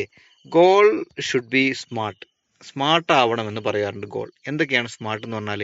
ഒന്ന്, it should be specific. Make your goals specific and narrow for more effective planning. കൃത്യമായിരിക്കണം എന്ന് പറഞ്ഞാൽ ഒരാഴ്ചത്തേക്ക് ആണ് കൊടുക്കുന്നതെങ്കിൽ 7 ദിവസത്തെ ഒരു പ്ലാനാണ് കൊടുക്കേണ്ടത്. അതല്ല, നമ്മൾ ചോദിക്കുകയാണ് എത്ര സാറേ, ചില ഡോക്ടേഴ്സിനോട് നമ്മൾ മരുന്നിൻ്റെ കാര്യം ചോദിച്ചു കഴിഞ്ഞാൽ, ഇത് എത്ര ദിവസം കുടിക്കേണ്ട, അത് കുടിച്ചോ, കുറച്ച് കാലങ്ങൾ കുടിച്ചോ, അങ്ങ് കണ്ടിന്യൂ ചെയ്തോ അറിയും. അപ്പോൾ നമ്മൾ പറയും, സാർ ഒന്ന് പറഞ്ഞു തന്നാൽ നല്ലതെന്ന് പറഞ്ഞാൽ നമുക്ക് എന്ത് ചെയ്യും? 10 ദിവസത്തേക്ക് തരും. എന്നിട്ട് നമ്മൾ ചോദിക്കും 10 ദിവസം കഴിഞ്ഞിട്ട് വാങ്ങണോ? 10 ദിവസം കഴിഞ്ഞിട്ട് കുറച്ചുകൂടി വാങ്ങിക്കുമെന്ന് പറയും. കറക്റ്റ് പറയില്ല. അപ്പോൾ അത് ചിലപ്പോൾ അങ്ങനെ പറയേണ്ടാത്തതായിരിക്കും. പക്ഷേ ഞാൻ പറഞ്ഞു തന്നത്, നമുക്ക് കൊടുക്കാൻ പറ്റുന്ന ഗോൾ ഒരു കൃത്യമായിട്ടൊരു സ്പെസിഫിക് ആണെങ്കിൽ അത് നല്ലതാണ്. എന്ന് പറഞ്ഞാൽ റിസൾട്ട് എത്രത്തോളം ഉണ്ട് എന്ന് രണ്ടു കൂട്ടർക്കും മനസ്സിലാക്കാൻ പറ്റും. ഓക്കെ, അപ്പോൾ make your goal specific and narrow for more effective planning. ഏറ്റവും നല്ല പ്ലാനിങ്ങിലേക്ക് കൊണ്ടുപോകാൻ സ്പെസിഫിക് ആയിട്ട് ഗോൾ കൊടുക്കുക. രണ്ടാമത്തെ എന്താണ്? Measurable. Make sure your goal and progress are measurable.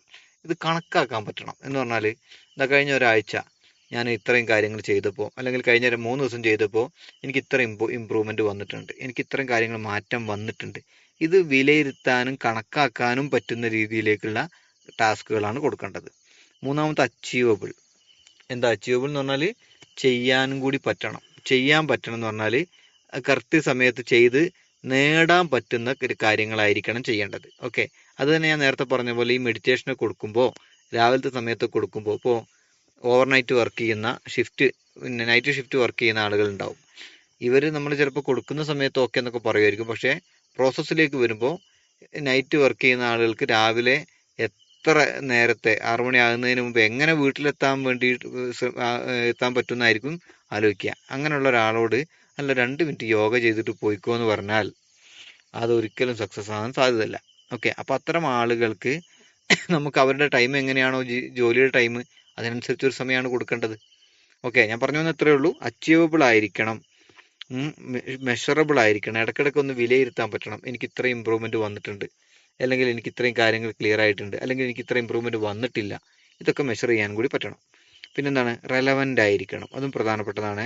Your goal should align with your values and long term objectives. Relevant ആയിരിക്കണം എന്ന് പറഞ്ഞാൽ ഇത് കൃത്യമായ എന്താ റെലവൻസ് എന്നുള്ളതിന് മലയാളം പറയാ?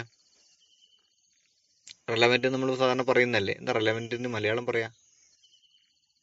റെലവൻ്റ് ആയിരിക്കണം എന്ന് പറഞ്ഞാൽ ആരെങ്കിലും പറയോ?